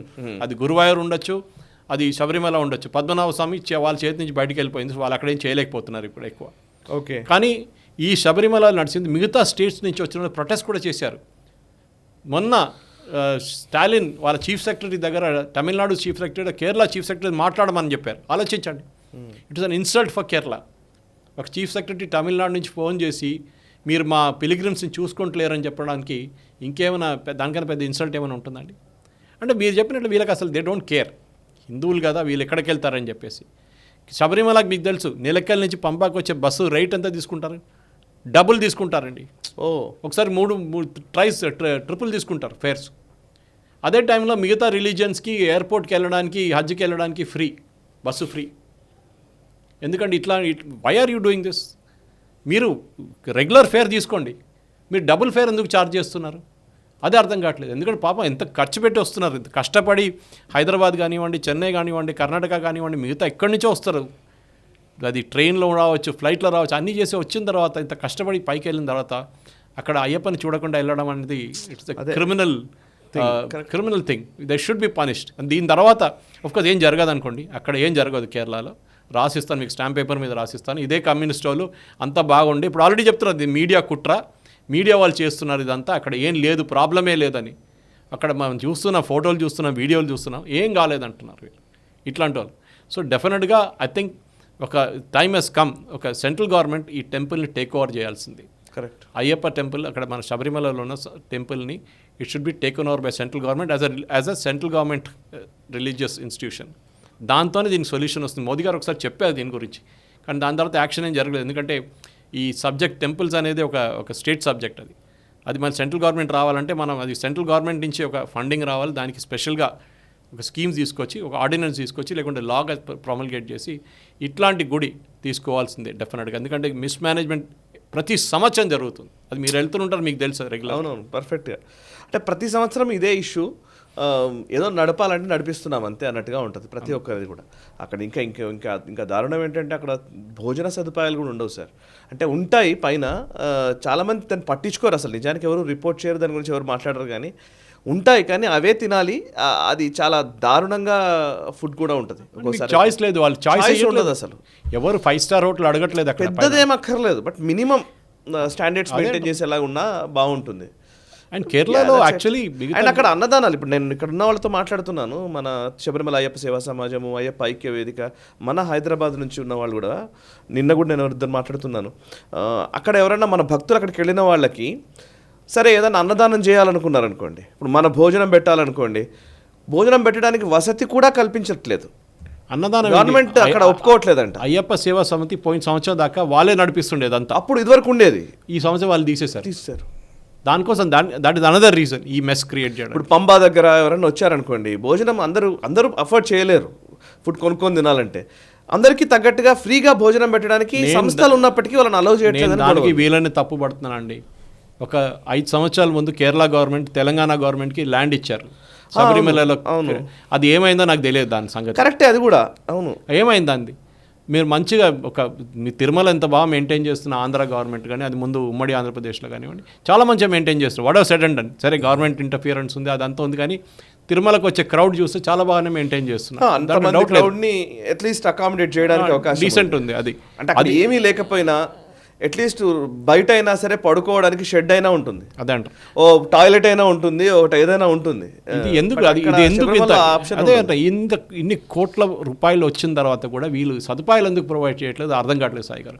అది షియర్ క్రిమినల్ నెగ్లిజెన్స్. అంటే హిందువులు ఏం చేసుకుంటారు, ఇప్పుడు కూడా ముఖ్యమంత్రి అంటున్నారు, నిన్న కూడా స్పీచ్ ఇచ్చారు ఆయన, శబరిమలలో ఏం జరగలేదు, వీళ్ళు ఒట్టే గొడవ చేస్తున్నారు, కావాలని చెప్పి మా గవర్నమెంట్కి వ్యతిరేకత తీసుకొస్తున్నారని చెప్తున్నారు. ఆలోచించండి, అంతే. ఇది ముఖ్యమంత్రి గారు చెప్తున్నారు.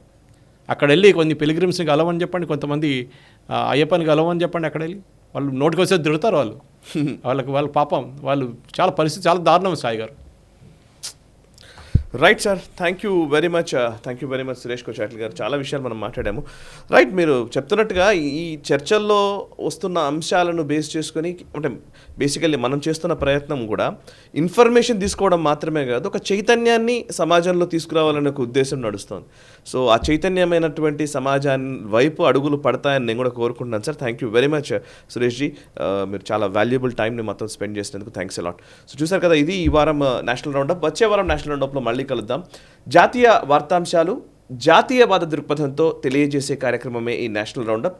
ఈ వీడియో మీకు నచ్చితే లైక్ చేయండి, వెంటనే షేర్ చేయండి, and at the same time comments ద్వారా మీ అభిప్రాయాలు మాతో పంచుకోండి. మనసా వాచా కర్మణ దేశహితం కోసం అంకితమైన నేషనలిస్ట్ హబ్ గ్రూప్ ఆఫ్ ఛానల్స్ని సబ్స్క్రైబ్ చేసుకొని జాతీయవాద జర్నలిజాన్ని ప్రోత్సహించండి. Thank you very much. ఈ వీడియో మీకు నచ్చినట్టయితే లైక్ చేయండి, 10 మందికి షేర్ చేయండి, అలాగే కామెంట్ల రూపంలో మీ అభిప్రాయాలను మాతో పంచుకోండి. Nationalist hub group of channels ను సబ్స్క్రైబ్ చేసుకుని తెలుగునాట జాతీయవాద జర్నలిజాన్ని ప్రోత్సహించండి. ఈ వీడియో కింద ఉన్న బెల్ ఐకాన్ పై క్లిక్ చేయడం మర్చిపోవద్దు.